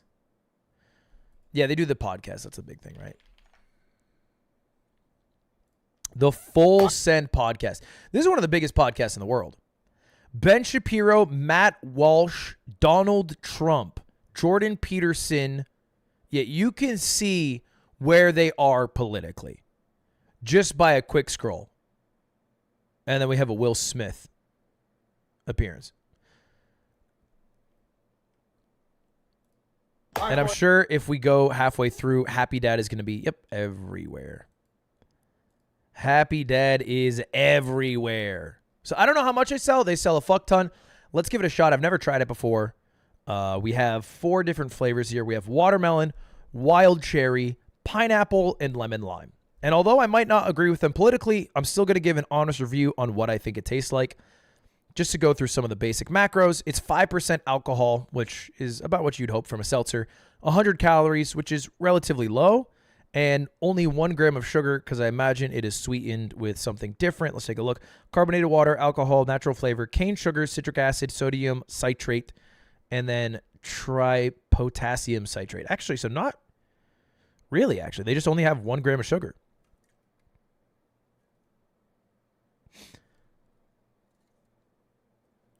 All right. I think the flavor I'd like the most is watermelon, I imagine.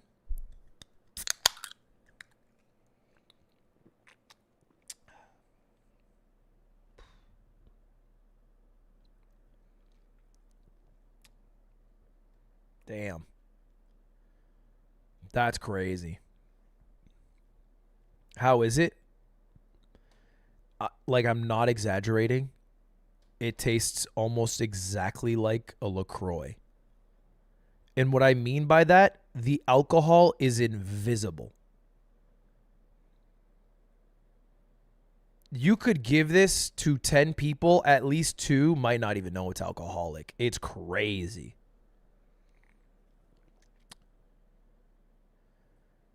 Like, I think a lot of other seltzers, you kind of taste that alcohol, like the vodka base of it. I don't know what the alcoholic base is here. I assumed it was vodka. It just labels it alcohol. It might not be vodka. That might be what their secret is here. Damn, that's crazy. All right, we also got pineapple. Same exact ingredients on this guy.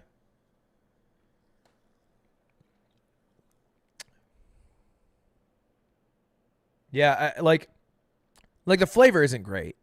You know what I mean? Like, it says pineapple. They almost, like, I imagine there's just a giant vat of carbonated water alcohol mix, and then they put like 2 drops of every flavoring into it. It definitely like whispers pineapple. You know, whatever the fucking LaCroix memes you want to make are. It shouts pineapple in the next room. You know what I'm talking about? Like those memes. All right, wild cherry.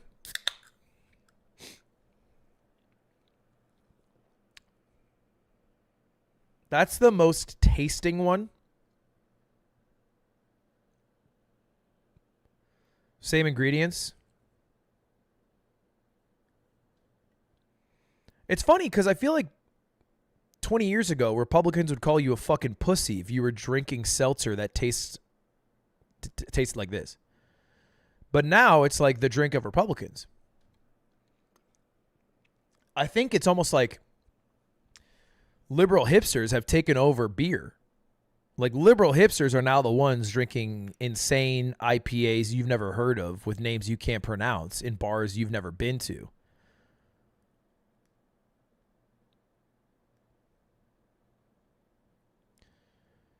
The final flavor I have is lemon lime. This is just gonna, I mean, it's definitely a bit alcoholic.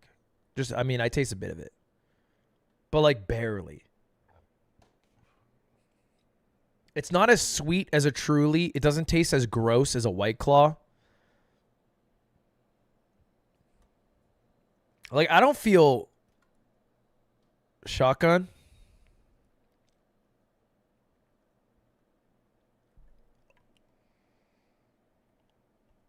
Oh, the cans are kind of thick though. Not easy to shotgun.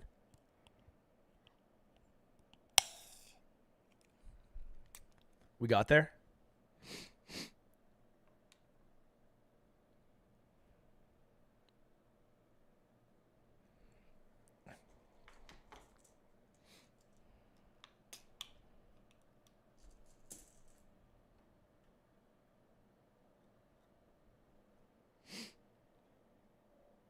Yeah, it's the clearest liquid I've ever seen.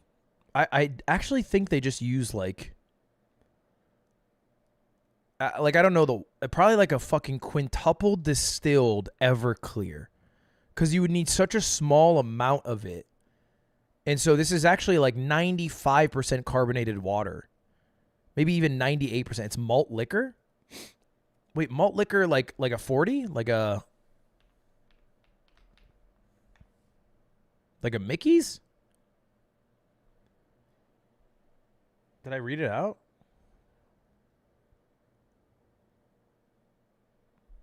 Malted liquor. Oh, I don't know what that means. Happy Dad. How do they make? What kind of alcohol? What kind of alcohol is Happy Dad?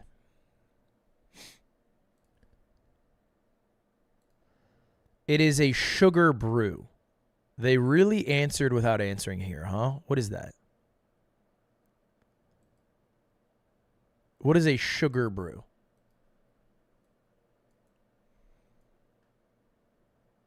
What is this? They brand it as easy to drink. They're not lying.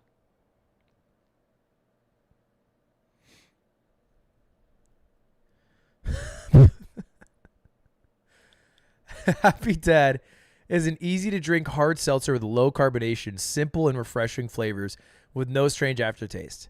That's all true. Happy Dad is enjoyed out of a regular can because we're tired of the skinny can bullshit. They're making the most inoffensive drink that back in my days in college you'd be a pussy for drinking, but they're still somehow calling the other drinks on the shelf pussies. They've drawn the line at the size of the can, not the contents of it. That's funny.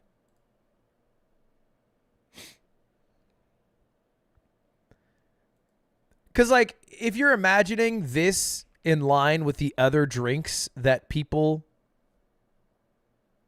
on the right would drink,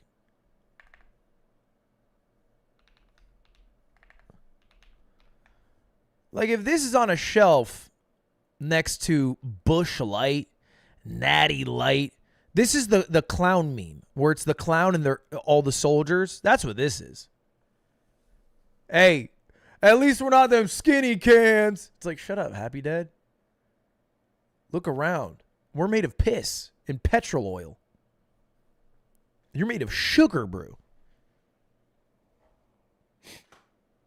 All right, let's try it.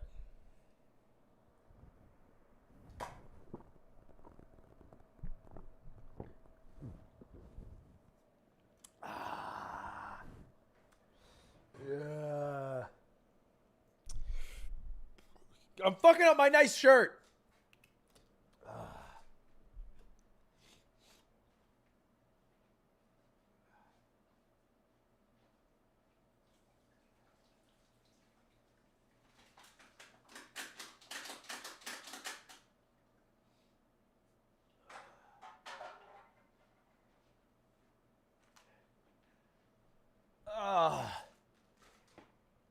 Man.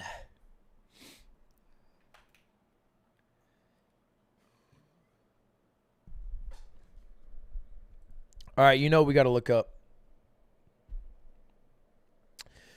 You know what we got to look up. How much does Happy Dad cost?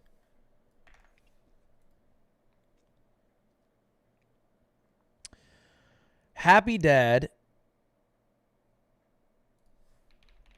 is as much a brand as it is a beverage.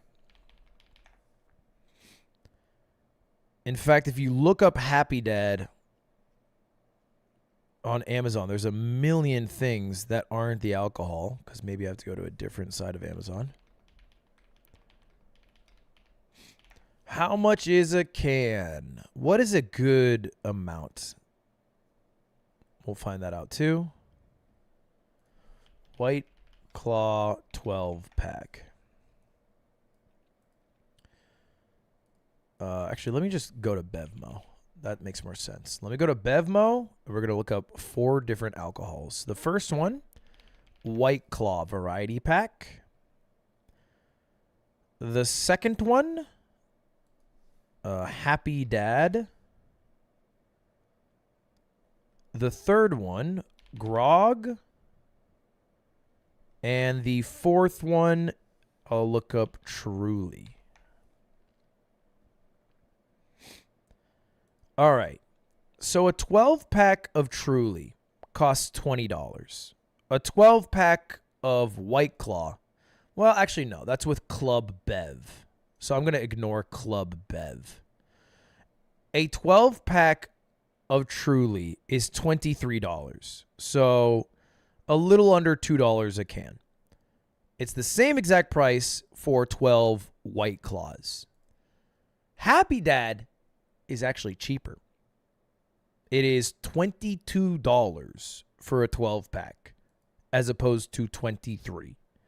So you're not saving a lot, but it is literally cheaper than the competitors.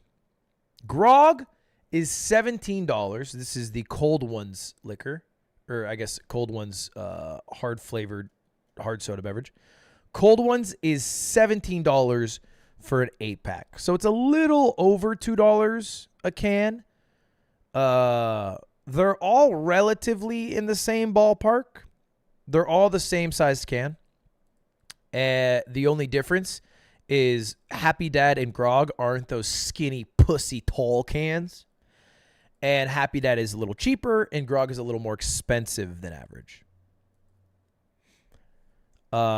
Let's give Grog a taste here. Ow. Now, bear in mind, this is also in Los Angeles. Now, Grog's got taste.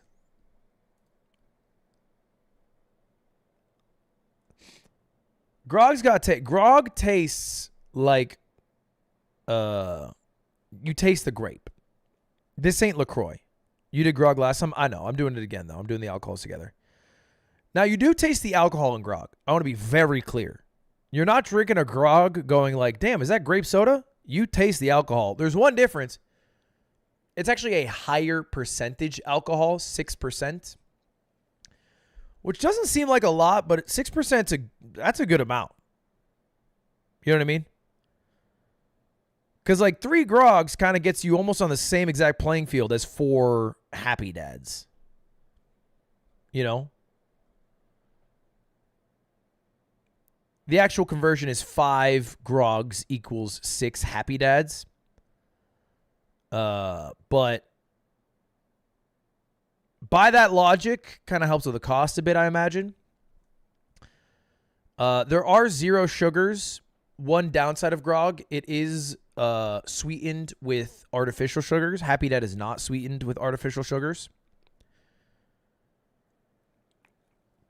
You definitely taste the sucralose. I don't mind it so much, but some people are haters. You know? Like some people don't like diet sodas because you can taste the difference between the diet sweetener versus the regular sugar. Now the question is, where do I rank them? Here's the thing, man. As a personal human, I don't like the Nelk Boys for being, you know, I don't agree with the Nelk Boys politically. I don't like a lot of the Nelk Boys videos for what they do in them. Some of the pranks. Their drink is pretty fucking good. Their drink is pretty fucking good. I can't sit here and lie to you. I'm giving honest reviews. It's an A-tier product. I'm not going to sit here and lie to you. It's better than the competitors. It's better than a White Claw. It's better than a Truly. Honest to God, it is better than Grog. I'm not going to sit here and lie to you. Does it mean I'm the biggest fucking Nelk fan of all time? No, but they have fucking killer branding. It's crushing. And it makes sense why it's crushing, because they have a good product underneath it all. It's not crushing because Republicans love sticking it to the man by drinking right-wing drink. It's crushing because it's good. That's the honest to God truth. It is good. It's not S tier good. Why? Because I would never recommend, and that's what the S tier is, someone go buy seltzered alcoholic drinks. That's just never, the ceiling of that drink is A tier. There's no universe it will ever hit S.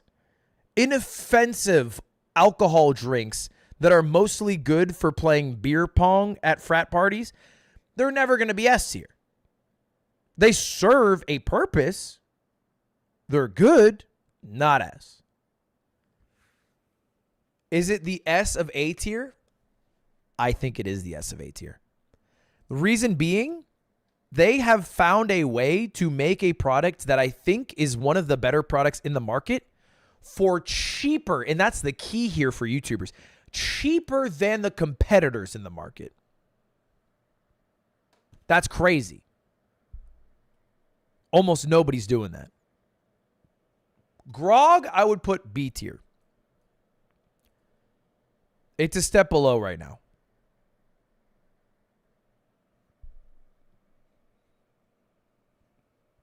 What drink would be S tier? Like alcoholic drink?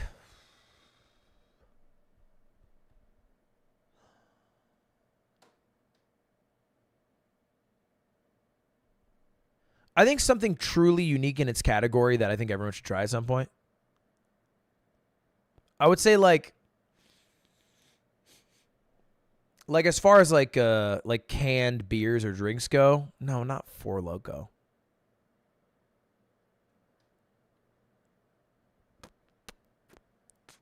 You know what I'd say is like fucking Guinness. You know what I mean?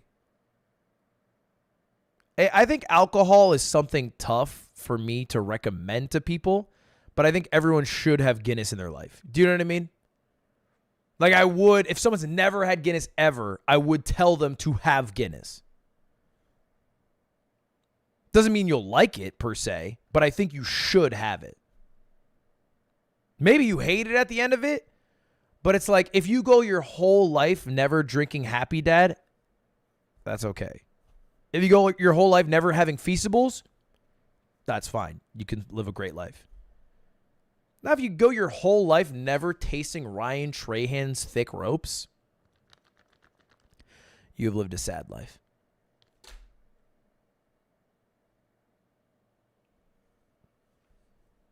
I've had a bit too much to drink. We have to finish this list. I'm taking off the hat. Look, I know some of you are mad at me for putting Happy Dad in A tier. The whole point of this is honest reviews. It's a good product. They did it. They did it, man. I've never had it before today. They did it. I'm being real with you.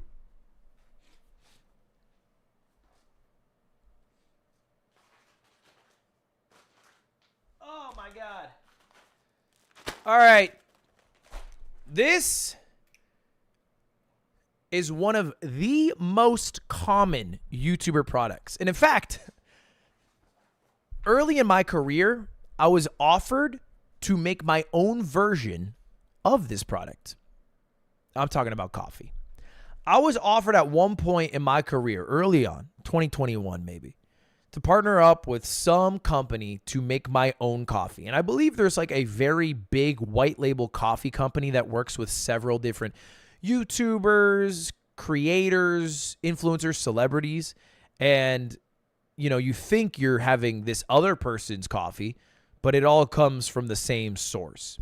Now, I'm not accusing any of these four companies and YouTubers of doing that because I genuinely don't know where they source their beans from. But we do have 4 different bags here. Now, I should warn you, we're going to do this in 2 parts. I don't have the ability to turn beans and then 3 different types of powder into coffee right now. I don't have a pour over set up right here.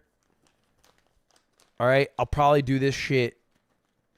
I'll probably have to fucking spend an hour in my kitchen offline fucking brewing it. So my plan right now is a smell test.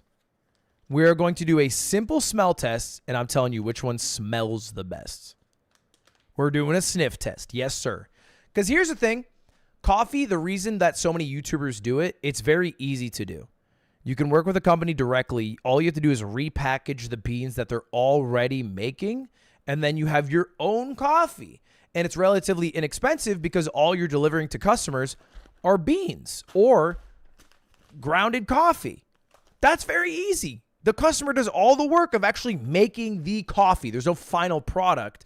This is a step in making the final product. All right. And there are people who are much more qualified than me who have reviewed different YouTubers' coffees who I would check out. Who's that fucking white dude from the UK? Someone got me. He's got gray hair, like a 90-year-old, but he's young. James Hoffman. James Hoffman is the guy you should look to for info on this. He did a video about, a lot of shit. I think he's done one. James Hoffman Chamberlain. He did a YouTuber coffee review a few years ago. What's the best cheap coffee? This guy's a coffee YouTuber. I used to watch him obsessively in peak COVID times when I got really into doing pour overs. He's very good at his job. Celebrity coffee brands actually work. This video is sponsored by Shopify. This is Today, literally what we're we're gonna talking look at about right now. This is crazy. Celebrity coffee brands. They are a brand new thing, it feels like. They're kind of exploding in popularity. Once they did wineries, once celebrities started tequila brands, now they're getting into coffee. And I figured I might be uniquely placed to kind of take you behind the scenes to explain why they're doing this, how they're doing this, and then at the end, we're going to taste them and see if they taste any good. I think you can split celebrity coffee brands into two rough categories. Category 1, which is kind of merch. Category 2, aspirational brands. Now, often I think celebrities, or in some Do you cases, see what I was saying about the 90-year-old hair, though? You get me? groups, musicians will start kind of This guy has one of the best channels on YouTube. He's like an Adam Ragusa to me. Just a man who I trust. coffee brands as kind of add-on merch. A big part of, say, Korn's business is going to be merchandise when they're touring. They used to When the fuck did Machine Gun Kelly make coffee? Is that Florence in the Machine? selling t-shirts, all that kind of stuff alongside the music. And coffee, I think, has proven to be tempting because of two words that have made apps on your phone terrible. Recurring revenue. With a t-shirt, yeah, you might go to a gig, buy a shirt, but you're not going to buy another t-shirt until you go to maybe another gig. If I could sell you something like coffee, well then maybe you like the coffee and you buy that every month. Guy Fieri? Every month. This Sorry. selection here, I think, is a pretty good example of kind of additional merch. These kind of were built to be separate, distinct brands, which I think involves the kind of creators or founders trying to go on a kind of brand building journey. I get you. With a route, ultimately, I think, to selling those brands. And I think Hugh Jackman did kind of forge that path. He started Laughing Man, I think, back in Hugh Jackman? 2009. That was ultimately sold to Keurig in 2014. So while there is still a Laughing Man brand, there's a Laughing Man cafe, Hugh Jackman is no longer involved. He has exited the business. I think one of the big differences between these two is the way they're kind of targeting an audience. You're going to buy Machine Gun Kelly's coffee because you like Machine Gun Kelly. You need to have a pre-existing relationship, and that is both an opportunity and also a kind of confinement. It's hard to sell this to someone who doesn't know who Machine Gun Kelly is unless they happen to really like the bag. What I think the aspiration with these is to kind of create a kind of new relationship, and you don't have to necessarily have a relationship with Robert Downey Jr. He hopes for you to buy this coffee. That's Robert Downey Jr.'s? What the fuck? It needs to be kind of wider than that. The underlying business model of these is almost identical. How they are conceived, how they are developed, how they are manufactured is kind of the same. I started in coffee 20 odd years ago, and maybe 16 years ago started a coffee roasting company. And my whole process has been, well, obviously I would want to roast the coffee and control it and buy the kind of coffees that I'm excited about, or, you know, as a company, do that thing, have a vision, execute on it, and do it all in-house. You'd want to do that. Why would you not want to do that? None of them own a coffee roasting company. Not one. They're all kind of manufactured on behalf of the brand. When I first saw that Chamberlain Coffee existed, I presumed it was going to be like this, an extension of merch. And then Chamberlain Coffee raised millions of dollars. And my first thought was, oh, I guess they need to build a roastery to kind of start roasting their own coffee and do that whole thing. That's normal Branding. for the coffee obsessed. But Emma Chamberlain is maybe not coffee obsessed in quite the same way. I'm not saying she doesn't love coffee. I think she clearly does love coffee. I don't think she's weird about coffee. I think that's probably fair. Like, I'm still a home barista at the end of the day. Like, I'm not this fancy, I'm not weighing out the beans and shit. Clearly, the way this kind of works is that you gotta weigh out the beans. She don't weigh out the beans? You gotta weigh out the beans? someone's going to make this product for them. So they're going to be buying from a manufacturer finished. You literally got to weigh out the beans. Thank you, Lars, for saying that, because I felt you do got to weigh out the beans. Because what is making a pour over except for literally scientifically weighing out the beans and the amount of water you put in? That's all it is. Bags of Chamberlain coffee that are kind of built to spec, and then they sell that on to you, a consumer, or to grocery or to other places. And that should be profitable to do that. They should be selling it for more than they paid for it. You would hope that's, the nature of business, but maybe not much more. And maybe then you need money for marketing and all those kind of things because you don't actually make very much money selling the product. The model you're chasing, the kind of business model you're chasing, is an exit like Hugh Jackman had. For something like Chamberlain Coffee, the only companies that would really want to buy it are people who want access to the kind of audience that it's created. So if you're a really huge coffee roasting company, well, Chamberlain Coffee could say, look, we are able to sell this brand to this demographic, and if you buy that company, well, you just buy the margin back because you could manufacture that. God, he's actually spitting so much fucking facts right now. He's really educating the world. That's true. That is all these coffee brands are doing. Because they're not making the beans. They have no intention of ever making the beans. It'll never happen. All they are doing is taking pre-existing beans, repackaging them, marketing them, and hopefully showing a new audience of people that watches them how to make their own coffee and to use their coffee to do it. That coffee yourself, and you could sell it and capture all of the profit instead of having to have a kind of middleman in the middle, which is kind of Chamberlain Coffee. Now you might ask, Robert Downey Jr., you've got a lot of money. Why do he has so much money? I was literally thinking he has so much money. James, can I call you James? He has so much money. He literally just got paid. Like, what was his contract for coming back to goddamn Marvel? So much. He's getting paid so much. do this? And it kind of bothers me at the back of my brain. But I think the answer, in a weird sort of way, lies in Dwayne "The Rock" Johnson.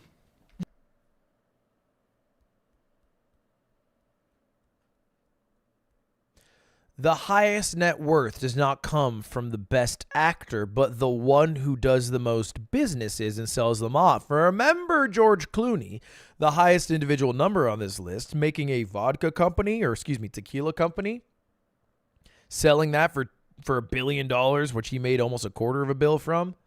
That's where they make the money. They leverage their brand into making a product. What easier product is there to make than coffee? Because it's actually just a task of marketing as opposed to a task of product making. Because who the fuck knows the difference? Like, who am I to sit here, sniff all 4 of these coffees and tell you which one's better? It's fucking coffee, bro. Coffee smells like coffee. Coffee tastes like coffee. Some coffees are fucking better. Kind of comes down to the barista most of the time, though, no? The Rock was, for 3 consecutive years, the highest paid actor in the world.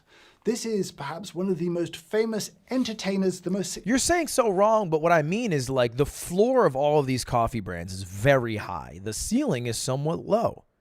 Because they've never put in time to making what the coffee is that goes to your doorstep the #1 concern. They've spent their time marketing these coffees.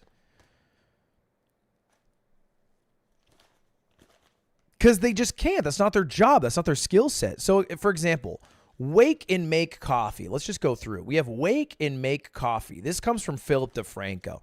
This is literally made in LA, in Van Nuys, California. That's where it's roasted, at least. The coffee beans are sourced in Brazil. I don't personally think Philip DeFranco knows jack shit about roasting a coffee bean. I don't think he does. He probably drinks coffee, and he probably has a show every morning that makes sense to promote coffee. I don't think he knows how to roast coffee. The reason he's making this is not because he's perfecting his craft and making a better product than competitors. It's just because coffee, it has a high floor, and he has a big audience he can market it to. Next one up, we have Keats & Co. This comes from John Green. Now, there's a humanitarian reason, a philanthropy reason to buy this, because everything that you make, I believe all money that this makes goes to charity. 100% of all profits of this coffee goes to charity. And if you like John Green, and if you like charity, then you don't care that much about switching from your store brand to John Green's coffee. The coffee's not going to be much better. I like the John Green books. The fuck does he know about roasting a coffee bean? We got Emma Chamberlain. She started a lot of her vlogs drinking coffee. She's got a huge audience that's different than almost every other YouTuber because it's predominantly women. So it makes sense that she is making a coffee brand that's targeting her audience. And she's been doing this for years now, for 5+ years. But Emma Chamberlain, although this is created with love in California, USA, does not know how to roast coffee beans. She's just trying to get her audience involved. High floor. Her coffee's probably decent. What matters a lot more than any of these people's flavoring of their coffee or how good their coffee is, because they're all going to be relatively decent, is their branding, what you think about the YouTubers, and then why you purchase it. All right? Maybe it's because you like philanthropy. Maybe it's because you want to make sure you support Jacksepticeye because he was a big part of your life and you want him to succeed. All right? There's a lot of different reasons, but I think that's ultimately the reason why you're getting any of these. You're not getting them because they have figured out how to make coffee better. True. Successful entertainers of all time. For some reason, Twitter occasionally shows me sort of him and as a promoted sort of person to follow. His bio is fascinating. It simply says, founder of stuff. You can be the most successful entertainer in the world. What you want to flex is that you're a founder. You're an entrepreneur. And look, it's not to say that that isn't important or useful or beneficial or any of those things. It's just weird that that's the kind of the peak of the mountain. And I think that's kind of what this is here. Downey Jr., I suspect, wants to build a brand and be successful. That's the ultimate success. It's not fame anymore, somehow. It's the kind of being good at business is the ultimate competency. I want to check his tasting time. The taste of a coffee has to kind of match the brand. Your expectations of flavor are kind of brand aligned in a weird sort of way. 7 cups of coffee here, 7 of the kind of celebrity brands to taste. I don't know what they are. I'm going to taste them blind and try and match the cup to the brand, as well as talk about how they taste, because I think that's kind of potentially kind of interesting. Like, does this taste of berries and optimism? There will, of course, be a slurp-free track available in the audio down below. Just select a different audio track and you'll be slurp-free. Oh, that's really sweet. What the fuck? They have a slurp-free audio track? Nah, let me hear that shit, bro. I want to sound you sound nasty.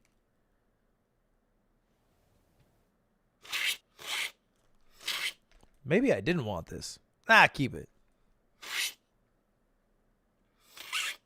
Okay, one of them is notably lighter than all of the rest of them. Not necessarily in a good way. This one is the one labeled as the dark roasted one. There's a bunch of stuff in here about different coffee beans. There's a lot going on, but it's very dark. I'm going with you. Having had a look at Machine Gun Kelly's packaging here, it has the most information. It is a honey processed coffee. The roast level is light. The tasting notes are honey nut, vanilla wafer, and sugarcane. The lightest tasting bowl here is this one here. The Chamberlain coffee, this is also their light roast. Citrus, caramel, and milk chocolate. If he gets this right, he's the GOAT. I feel like it might be you. Yeah. Let's bring you around here. Millie Bobby Brown. Hugh Jackman. Well, oh, Florence is by Millie Bobby Brown. I said Florence and the Machine. I'm dumb as shit. Not Hugh Jackman anymore, obviously. Bright, suggestions of acidity. Rich, suggestions of dark roastedness. Crisp, suggestions of acidity. No idea what's in Hugh's blend. Absolutely no information. And the tasting notes, more of a vibe than anything else. And then we've also got the Ethiopian coffee. Now that should be, you would expect it to be characterful enough. It's not how I would expect an Ethiopian coffee to taste, but it's the kind of most perfumed and unusual of the coffees here. So I'm going to call you. So we've got Happy with berries and optimism. I just hope Millie he Bobby banks Brown, it, bro. Which is a Brazil Guatemala medium to dark. Should we reveal how badly I've done? Millie Bobby Brown! I'm 1 for 1 so far. Rocking and a roasting. It's also correct. Okay, that's good. No. It's Robert Downey Jr. You did switch it last second. We saw it. No. Oh, this is Emma Chamberlain over here. Is it? It's got to be corn. I feel like if this isn't corn, it's corn. So now I think we have to be confident that this is. That's the last YouTuber I would ever expect to have a meme cut into their video. Holy, that was whiplash. In fact, the Laughing Man. It is the Laughing Man, which means Machine Gun Kelly over here with the lightest roast. So 4 of the for day. 7. the most specialty coffee of the day, the most expensive coffee of the day. These three here really are flavor-wise very, very similar.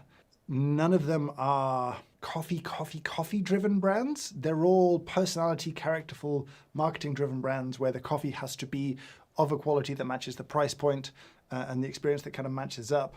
I think if you do like lighter roasts, for not much more money, you can get a lot more complexity. I mean, after watching that, it doesn't even feel right for me to do like a taste test amongst all these. You know what I mean? This is Jack's top of the morning, absurdly good coffee, butterscotch, brown sugar, butter, and a cup of full of sunshine. I mean, I guess I could do a fucking pour over. I have my thing. I could do 4 pour overs. It does smell like butterscotch. I'll give him that. That does smell good. It smells very sweet. That smells sweet as shit. Do it? Should I try it? It's going to take me a while. Pour overs are not easy. Let me make sure I have my pour over. This is Emma's created with love. Oh, wow. Damn. Vanilla blend. Yeah. It tastes vanilla. It smells vanilla. It smells like what they're saying. Do you think they perfume it? Oh my God, I breathe in coffee in my nose.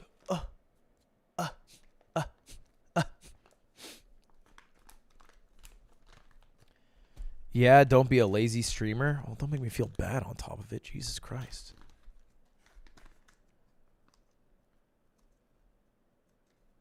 What is this one? This is Keats & Co. Light Roast. Baked apple and brown sugar leap to the front of the palate, finished by sweet berry notes. I've never had a pour-over coffee that tastes like that ever in my life, ever.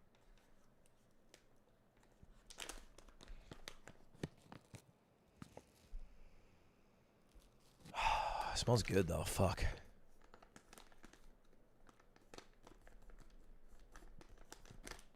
All right. And then this is Philip DeFranco's Happy Medium, sustainably and ethically sourced. And it says, notes hazelnut dark chocolate, process washed. Hey. I can't open this one. I can't. Okay, there we go.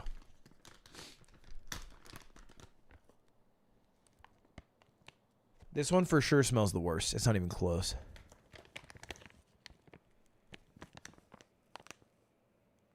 Yeah, that smells the most like Folgers, 100%. This one smelled like Folgers straight up. This one smells really good. Jack's. It smells the sweetest, I guess I should say. So good is relative. Keats & Co.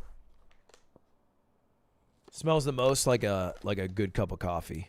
Maybe that's crazy to say. It smells like what I think coffee should smell like, though. And then this one smells the most perfumed. Like the most artificial. Okay. All right. Fuck it, dude. Fuck it, dude.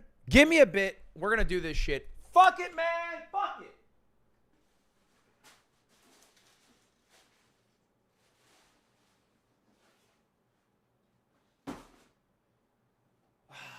I'm going to do my job, bro. I'm going to make 4 cups of coffee at, let me check. 6:15 while a bit drunk. Fucking love this job, baby. Nothing I'd rather be doing. Give me a minute. I gotta pee and get my coffee stuff.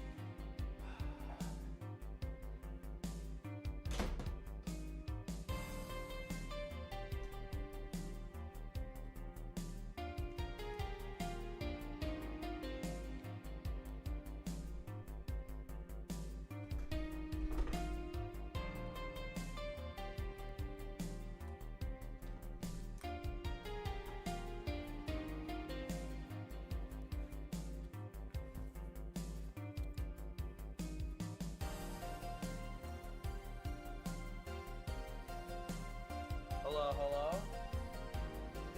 Chat, what up? Can you guys hear me? Can y'all hear me? All right, slime of silver. Fucking put a bullet through my skull. Shoot my brains. Put a bullet through my skull. Kill me. Yeah. Silver 4, bro. What a fucking joke, man. I go iron fucking 3. You know, if I just bought a new account and I was the same skill I was, I would just rank in a silver with less games and it would take me to get the silver now. Isn't that fucked up?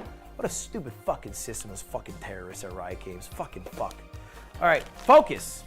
We are making coffee. Coffee time. Y'all can see me, right? Ow! I'm a little bit drunk, but not too drunk to make some damn coffee. Okay? All right. Does everyone see me? Does everyone hear me? Okay. All right, let me get chat. Oh, that tastes not like coffee. You guys hear me, right? What grinder are we working with? So we don't have a grinder. We don't have a grinder. Okay, this is a cowgirls make do situation here. Let me pull up chat. Let me pull up chat. This is our coffee review. I have 38 minutes for book club. So this is enough time. Oh, I still have music playing. Should I turn the music off or do you guys like it? Did he give up on League Challenger? I'm not getting Challenger. Oh, League Challenge. Yeah, no, I did not give up. I'm just getting fucked. Music is nice? Okay, great. So we have 3 different, sorry. This candle smells like coffee. What? That might have been annoying for you guys, sorry. Okay, hold up. This is Jacksepticeye's candle.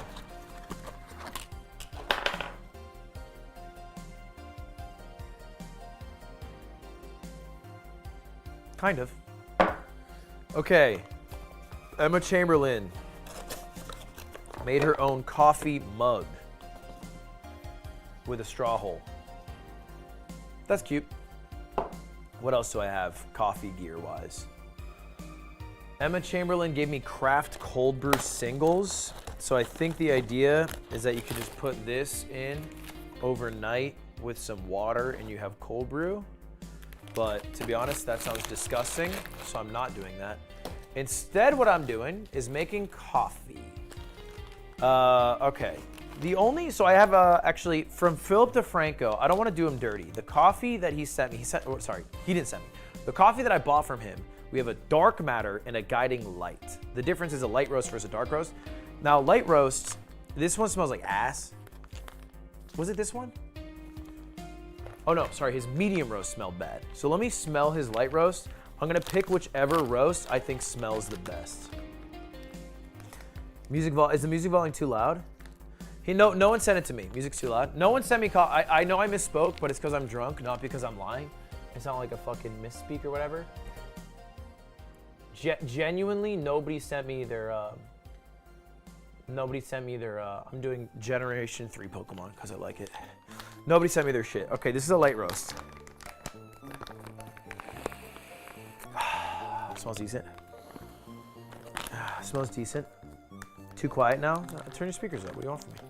And then I'll smell the dark roast because I'm only going to make one from each creator because I don't want to make more.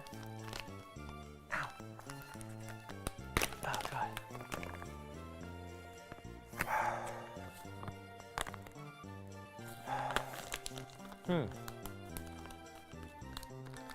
I think the dark roast is safer, no? Isn't dark roast easier to make, harder to fuck up? Like, I'm pretty sure dark roast is really hard for a coffee company to fuck up. Okay, so we got 4 coffees. We're gonna do 3 pour-overs. We're gonna do Emma Chamberlain's, John Green's, and of course, Philip DeFranco's. Now you might notice that we don't actually have grounded beans for top of the morning coffee. It's the only one where the product I was given is straight up coffee beans. Now I don't have a grinder to get these coffee beans into grounded form. So instead, I have this big ass coffee machine. And my plan is to use this big ass coffee machine to make me a cup of coffee.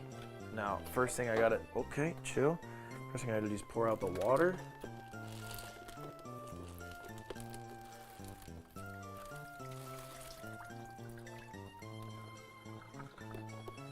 Okay, and then pour out the beans.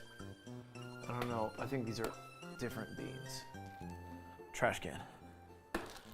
Pouring out the beans. I'm not gonna eat the beans. Chat. There will be no bean eating. Oh my God.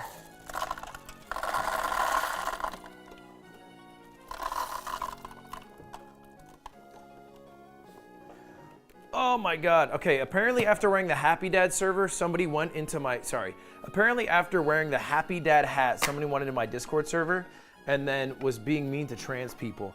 Guys, there are guys out there who think trans lives matter and Happy Dad seltzer isn't bad tasting. We're real. Anyway, focus. We're making coffee. I'm gonna use the same water for all four. So we can't, what's it called? Uh-oh, it's making noise. We have to isolate all variables. Shotgun the grog, it's already open. You can't shotgun what's open. Wash out the coffee tray.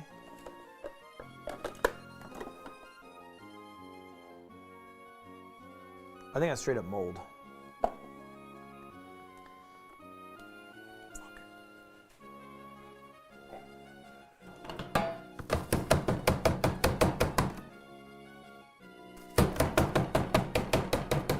Good news, it was not mold.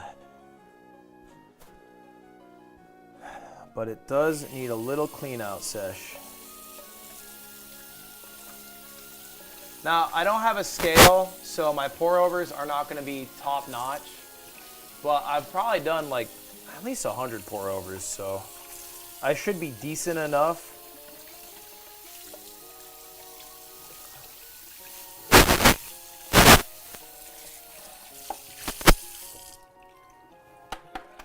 Okay, I should wait for it to dry out, but I'm impatient, so I'm not going to. All right, water first. Ow! This is for Jack's coffee.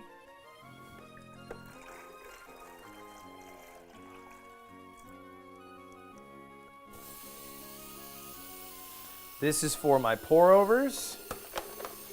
First step of a pour over. I guess I could do a French press too, but I guess I'll chill. Okay. I don't need that much water, I'm being stupid. Because I can only do one pour over at a time anyway. Okay. I feel like an alcoholic throwing around 3 Happy Dad cans like that. All right. Boom. First things first. Heat up water. Great. That is in process. What's wet on the floor? Way too dank? Is it too dank? You're my top 100 favorite streamers. Thanks. Well, actually, that's a lot of streamers.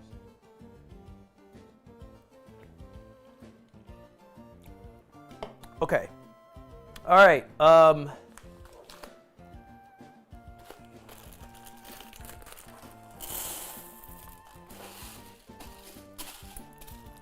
All right, this is Jack's butterscotch, and all I'm gonna do is click this button, cup. Great, that is being worked on. The next thing we need, this is my, what is it, Chemex? Is that who makes this? It's been a while since I made a pour over, I won't lie to you guys. It's not the exact right size of filter, but I've used it before, so it should be fine. So we need our coffee grounds. Now, unfortunately, I'll start with John Green. Nah, I'm gonna start with Emma. I'm gonna start with Emma.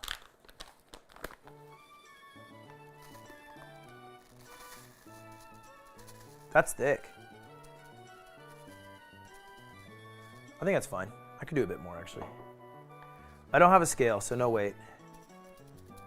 But Emma Chamberlain herself, who's the creator of this coffee, says she doesn't use a scale. So I don't feel like I need to...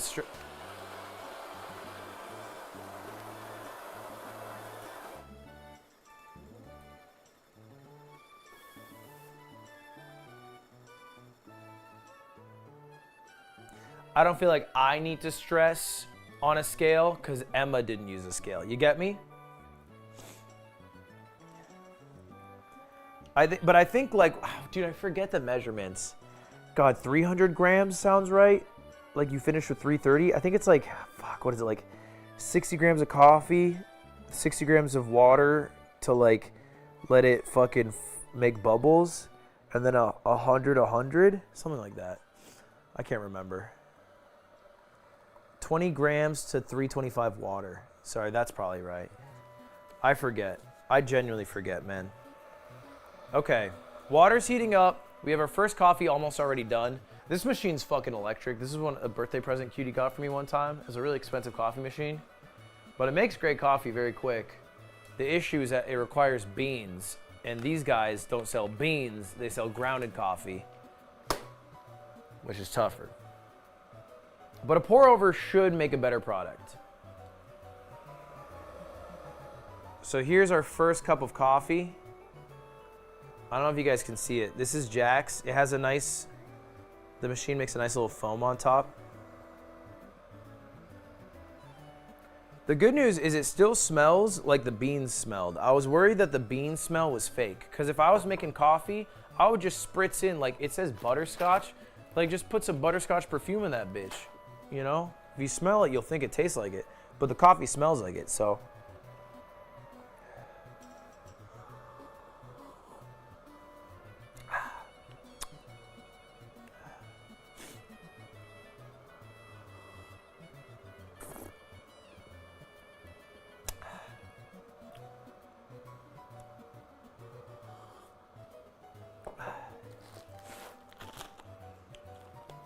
That's pretty good. It's not bitter. It's a bit acidic. You definitely have a bit of butterscotch. Obviously, it's not sweet, you know what I mean? But it's like, I think caramelized ain't a bad note. The best thing is it's not bitter at all. Like, I wouldn't need milk. I could just drink this straight up. It'd be fine. I think the thing about coffee, too, is, like, it's different per person, you know what I mean? Like, dark roast heads are not the same as light roast heads, as medium roast heads, as latte heads, as cappuccino heads, as cortado heads. But I can only speak for me as a man in this world. Okay, first things first. Put some water in. Just enough for it to bloom. Now we wait, now we wait. So right now, what's supposed to happen, I think I did it right. I think I might have too much coffee. Is it too much coffee, you think? I'm restarting. I'm restarting.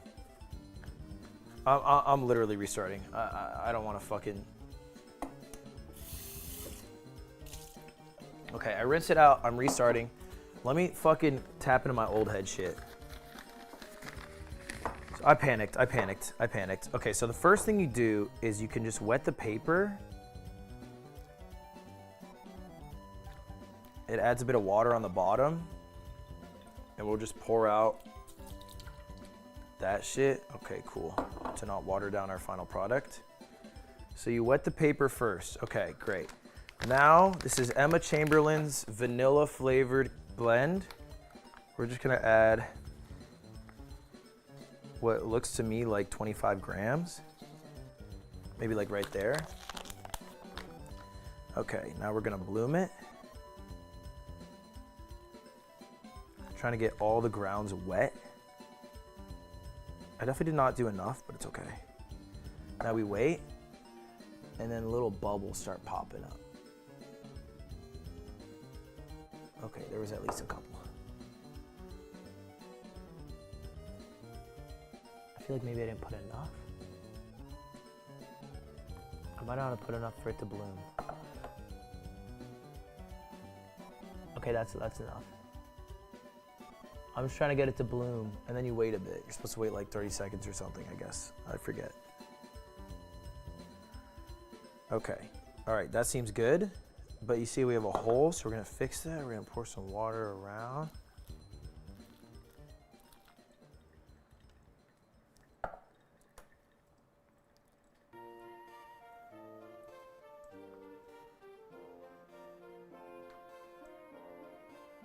Okay, I feel like I didn't put enough coffee in it.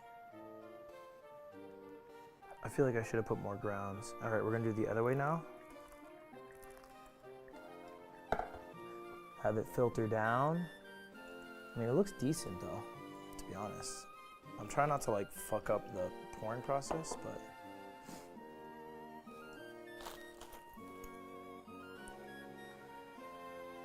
Do I reset again? What the fuck is this? Oh, it's a straw. Okay, I'm gonna do one more final pour. This is not a lot of liquid, but it's not a lot of coffee, so I think it's fine. And we're gonna give it a bit of a mix inside, just so the coffee lies more flat. So it doesn't like ride up the edges, because when it rides up the edges, I think it's worse or something, I guess. Because you want a flat bed. I think it's kind of working pretty good, to be honest. I mean, that looks spectacular. I don't know if you guys can see that. I don't want to fuck up my bed right now. I'll show you when it's drained. I don't know if you can see that right there. That looks good. It's a pretty flat bed. Okay. She gave me my own Emma Chamberlain mug. Bottoms up. Okay. There we go. It's my Emma Chamberlain cup, and I can use my Emma Chamberlain straw and watch my Emma Chamberlain video and drink my Emma Chamberlain coffee because I love Emma Chamberlain. My name is Ludwig. I love Emma Chamberlain.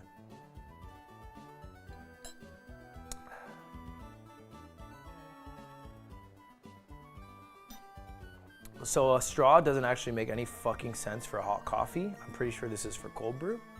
So I'm gonna undo that real quick. Kind of regret doing that. That was hot.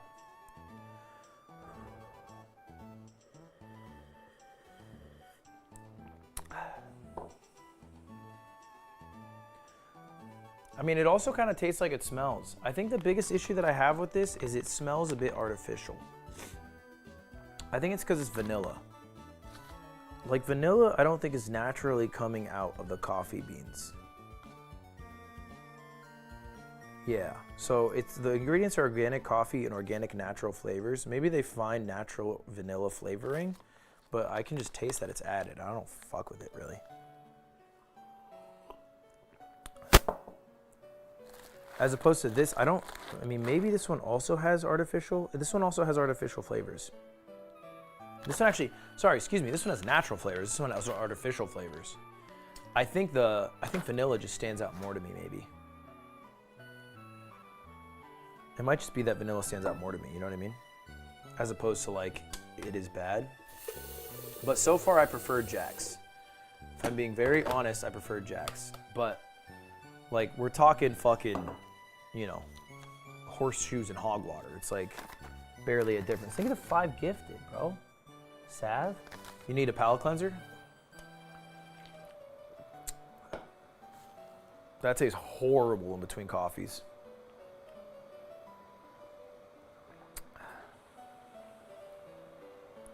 Yeah, I don't fuck with it as much.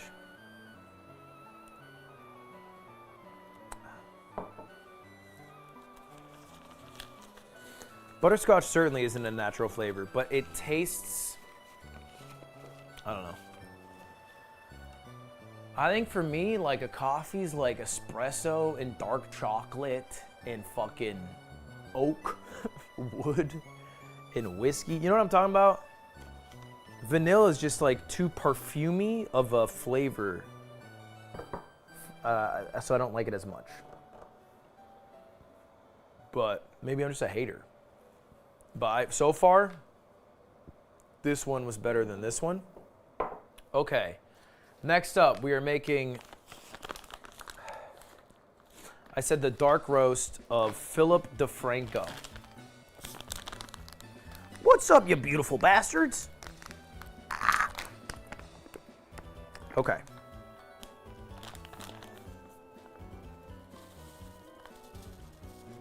I'm gonna do more this time.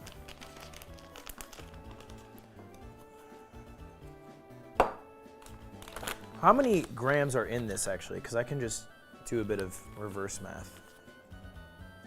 Doesn't say. That's lit.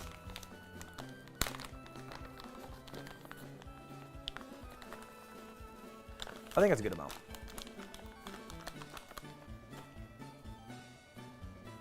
Okay. Part one of the process was bloom the coffee.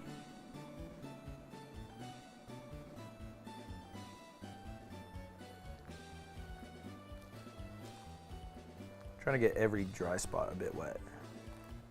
Okay, that's enough. Okay, it's supposed to spark up like fucking yeast.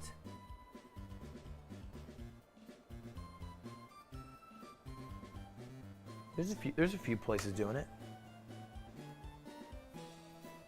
You didn't wet the paper? I know, I said I wasn't gonna this time. I was lazy. But I'll do the next one. It doesn't matter that much. Maybe it does, I don't know. Okay, I see it blooming. I think we are ready. It's not the best pouring device. Pours out a little strong. I won't lie, that poured out pretty fucking strong. I actually don't think I need to stop it.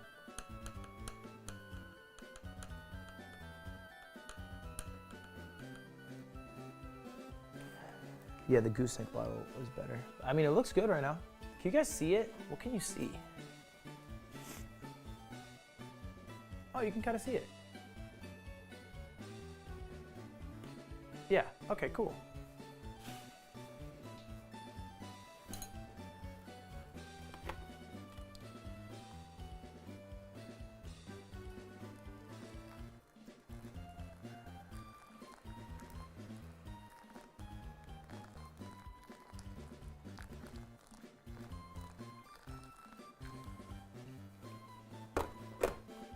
I think you need a spoon for this normally, but okay, then you do a big circle and then hard counter.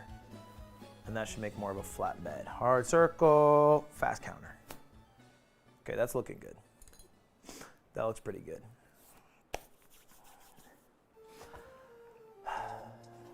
$50 gifted from Navex! Let's fucking go, man! It's always been me and you, Navex. Day one, man. It's my dog right there. That's my dog right there.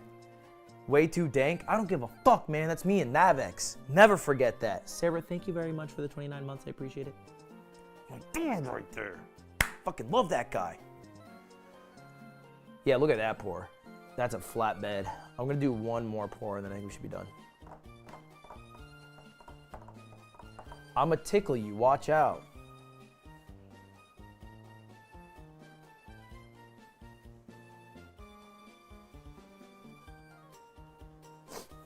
Okay. So look at this. That looks great. A little too much on the sides, but I think it's just my straw's not.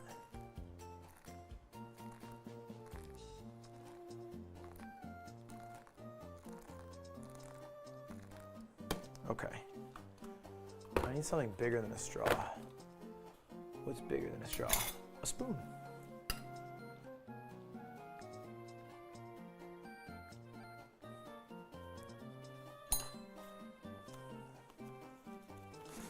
All right, and then while I'm waiting, because that was my last pour, I'll wet my next paper.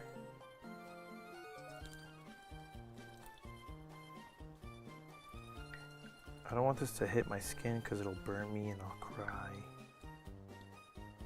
Okay. Oh, I need more water.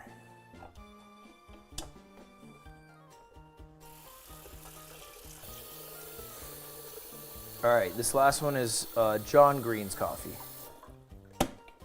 Okay, boom. I'll heat that up. This is my wet paper. The bed looks really nice right now. That looks great. Nah, that looks good. That looks good right now. Wait, oh my God, 50 gifted from Rod. Not my day one, because that's Navex. But that's my day fucking 2. Day 2, bro. Rod, fuck, man, we wish you were there day 1. Man, because me and Navex were lonely. We were lonely for 24 hours. But then Rod showed up. Rod's the party. I won't lie, Rod is the party. Navex is where it all started, though, for real. But Rod's the party. That's what made it from a couple to a party, I guess.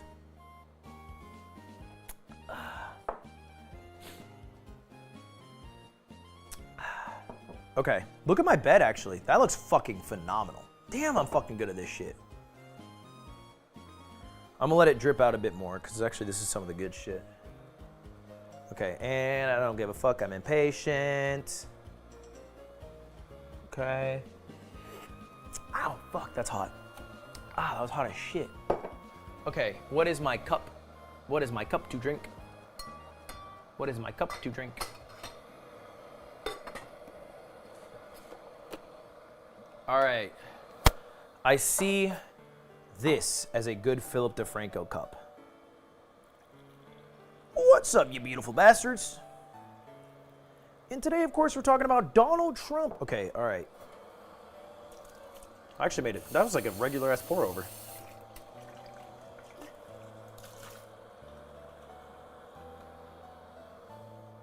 Here's the final product.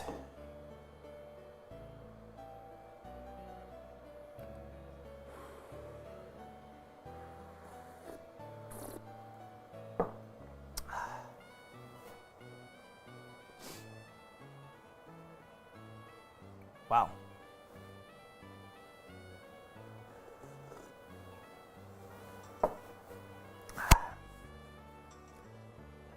Huh.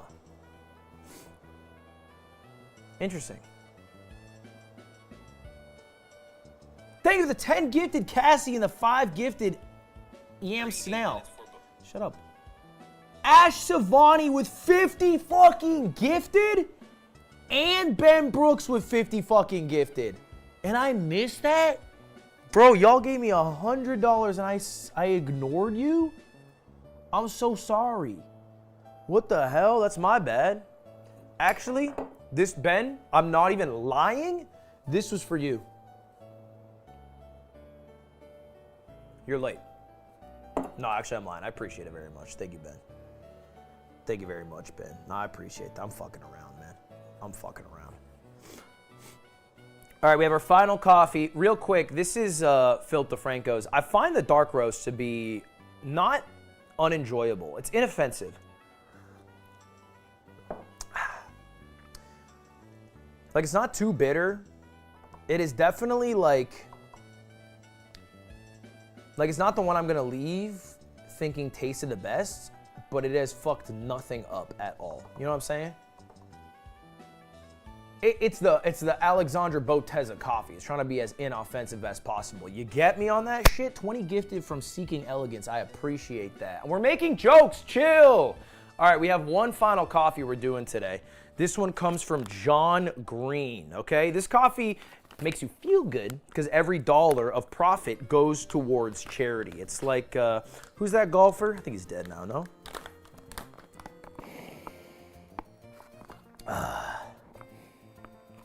Who's that guy? Arnold Palmer. That's the guy. Arnold Palmer. Because I think 100% of Arnold Palmer's companies go to charity. No?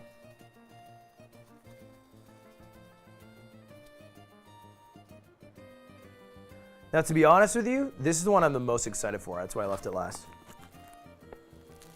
Because the smell is the least artificial and also smells the most like something I'd want to drink. Does it have artificial ingredients? It might.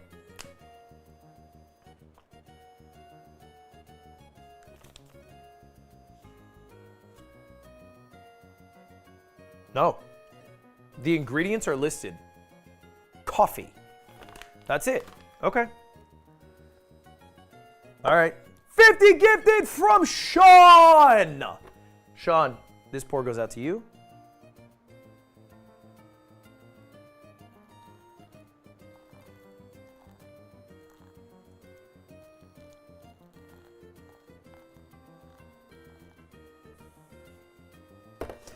All right, let that shit bloom. Oh, that's blooming. That's blooming. Bitch is an onion. That is blooming. Okay. All right, John. Don't fail me now.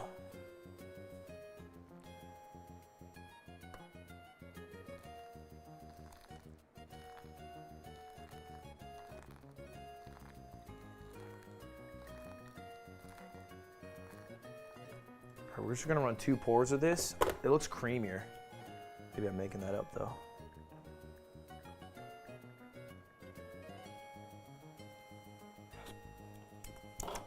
That just tastes like water.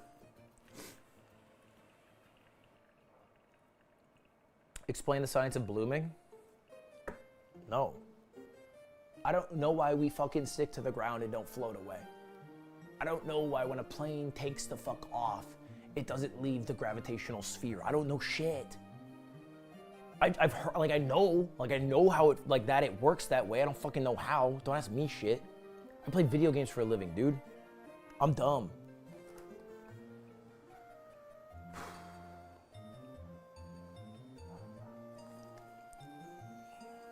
All right, let's do another one.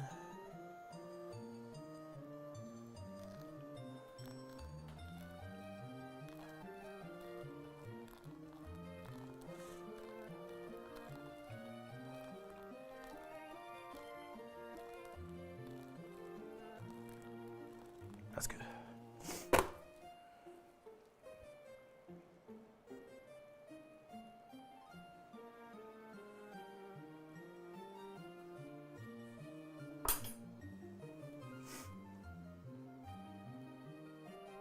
Thank you for the 10 gifted, mostly red.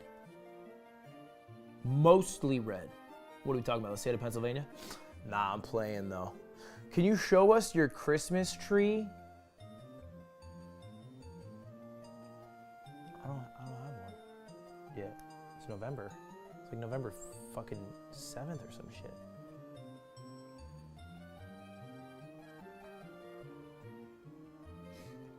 Did you see the Dave Portnoy diss track on Zach Bryan? Could not give a fuck about anyone in that sentence less. I'm sure people who are in those circles are pumped about what you just said right now. But to me, you were like, Gwarfel Dunk just totally pissed all over Tim Doc. And it's like, okay, I don't know those guys.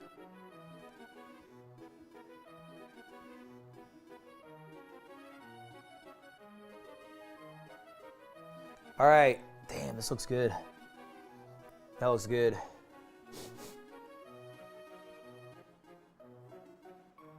Dude, Schlatt's Christmas cover is fire. All right, for the final mug, we have this cat. I think it fits John Green quite well. Get my final few drips in. Hui! Okay, and we do our pour.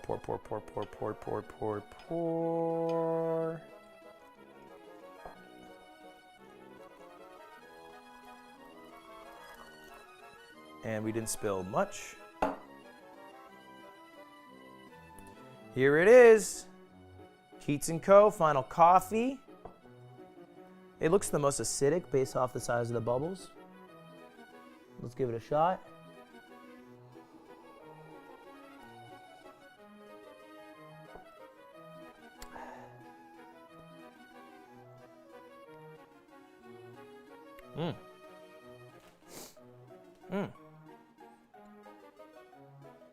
Ow, that's hot.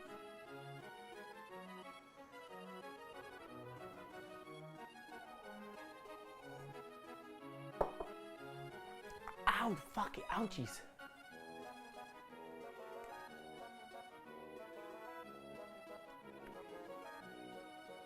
Is the cup leaking or did he spill? The cup's leaking a bit, it's a bummer. But it is what it is. Okay, which one is the best? So we got 4 cups of coffees. John Green's, Philip DeFranco's, Emma Chamberlain's, Jacksepticeye's. Here's the thing, they've all done one thing remarkably well. They have delivered a product that matches the descriptions of their product. Jacksepticeye's, you get some butterscotch. It is the most strong tasting because it's also the only one here with artificial flavors. Emma Chamberlain's, you get some vanilla. It is a taste that some might like. I'm not the biggest vanilla guy, but it's more muted because it's natural flavors. Philip DeFranco's, this is like a coffee that puts some hair on your chest. I imagine this is like a diner style dark roast coffee. It is just fucking coffee in there, you know what I mean? This is a fuck you, get out of bed, get to fucking work coffee. And then John Green's,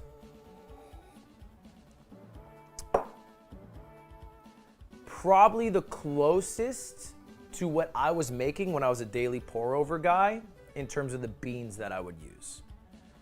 Because the beans are just fucking beans. Nothing else to it other than that. It's going for a baked apple and brown sugar. I don't taste baked apple for shit. I'm not gonna lie to you guys. I don't think there's a single baked apple in this bitch. However, it is not as bitter as Phillips, understanding that this is a dark roast. But facts are, they all kind of did their job of matching what they advertised. So what's the best one? Cringe answer. It depends. Why are you guys having beans? I think the best product would be the one that you feel the best buying, either because you're supporting a YouTuber you like Jacksepticeye or Emma Chamberlain, or all the money that you are spending is donated to charity, or you're supporting Phil DeFranco's show, which he's been doing for over a decade. Like, that's literally it. It's exactly how I thought it'd be, man. Exactly how I thought it'd be. Zero surprises here, folks. Not a single surprise to be fucking had, man. Not a single fucking surprise. Bro Blind, the big rig. Ludwig, I've been trying to learn... Ludwig, I've been trying to learn League by watching your streams. Would you recommend watching a higher ranked player like Slime to get...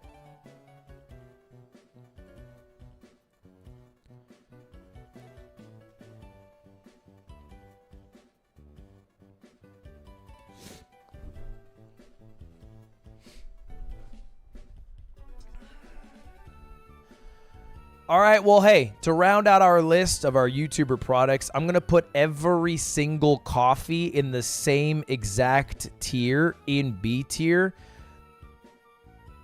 I think I'm going to go... Oh, we're missing one. We're missing Keats coffee, if you can get it in here, Tim. B is high? No, it's not. B is, so the way I ranked it, S, I recommend you buy it. A, it's good for a YouTuber, sorry. S, I recommend you buy it. A, it is better than its competitors in the category. B, it is good for a YouTuber product. C, it is either a niche product or a gimmick product or maybe a little too expensive to be a higher tier. D, it's not that great IMO. And then, of course, scam is a scam. So in my mind, these are all B. And they are all virtually indistinguishable from each other. I would leave the choice to which YouTuber you like most or which coffee profile fits your taste buds the most. None of these are like far and above the best coffee. They're all doing their job pretty well.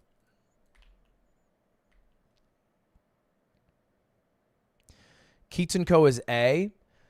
I personally would put Keats & Co. the highest, but I think I also have some emotional attachment to the fact that all the proceeds go to charity. But, like, ultimately, that doesn't change the value of the product for you as a consumer consuming it. You know what I mean? Like, it seems to come from good people who are doing good things, but as far as a cup of coffee, it's not that much better. Or not even necessarily better than the other three. you know? And if I were ranking things off of emotional enjoyment for me personally, it's like, yeah, I would dunk Happy Dad down. I would put Top of the Morning up because I like Jacksepticeye. But the purpose is to be honest about the product, not the person making the product. Anyway, chat, that is our official tier list, okay? That's it. We literally were left with one S-tier product. Ryan, you fucking did it, man. I don't know how you found a way to make candy with less sugar, less calories, taste better than most candy I've ever had, but you did it. Congratulations. That's the best damn thing I've had of any of these damn YouTubers. If y'all disagree with me, let me know in the comments. And that's it, everybody. All right, see you later now. Goodbye now. Subscribe. All right, see you later. Goodbye. Goodbye. This is the end of the video. It's also the end of the stream, guys, because I have to go to my book club. It's time for a book club. It's freaking time for a book club.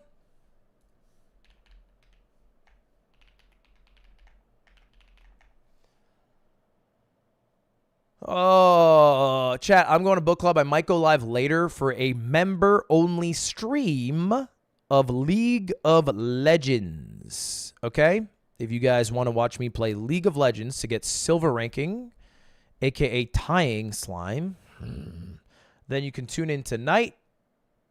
That'll be around 8 o'clock, about 1 hour from now. So any members, I'll ping the Discord. It's going to be member only. I'm not going to go live just for League. But yeah, thank you for everyone who gifted. I appreciate it very much. I will be live, of course, tomorrow. I'm not exactly sure what we're doing yet. But yeah, I'll see you guys then. Fun. I didn't expect to get drunk.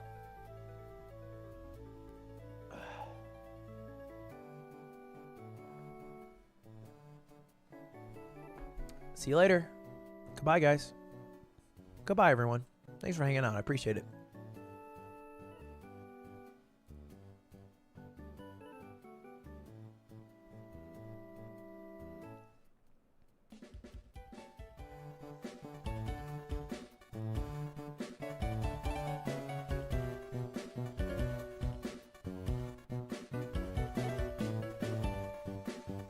Stop fucking saying I'm almost fucking 30, asshole.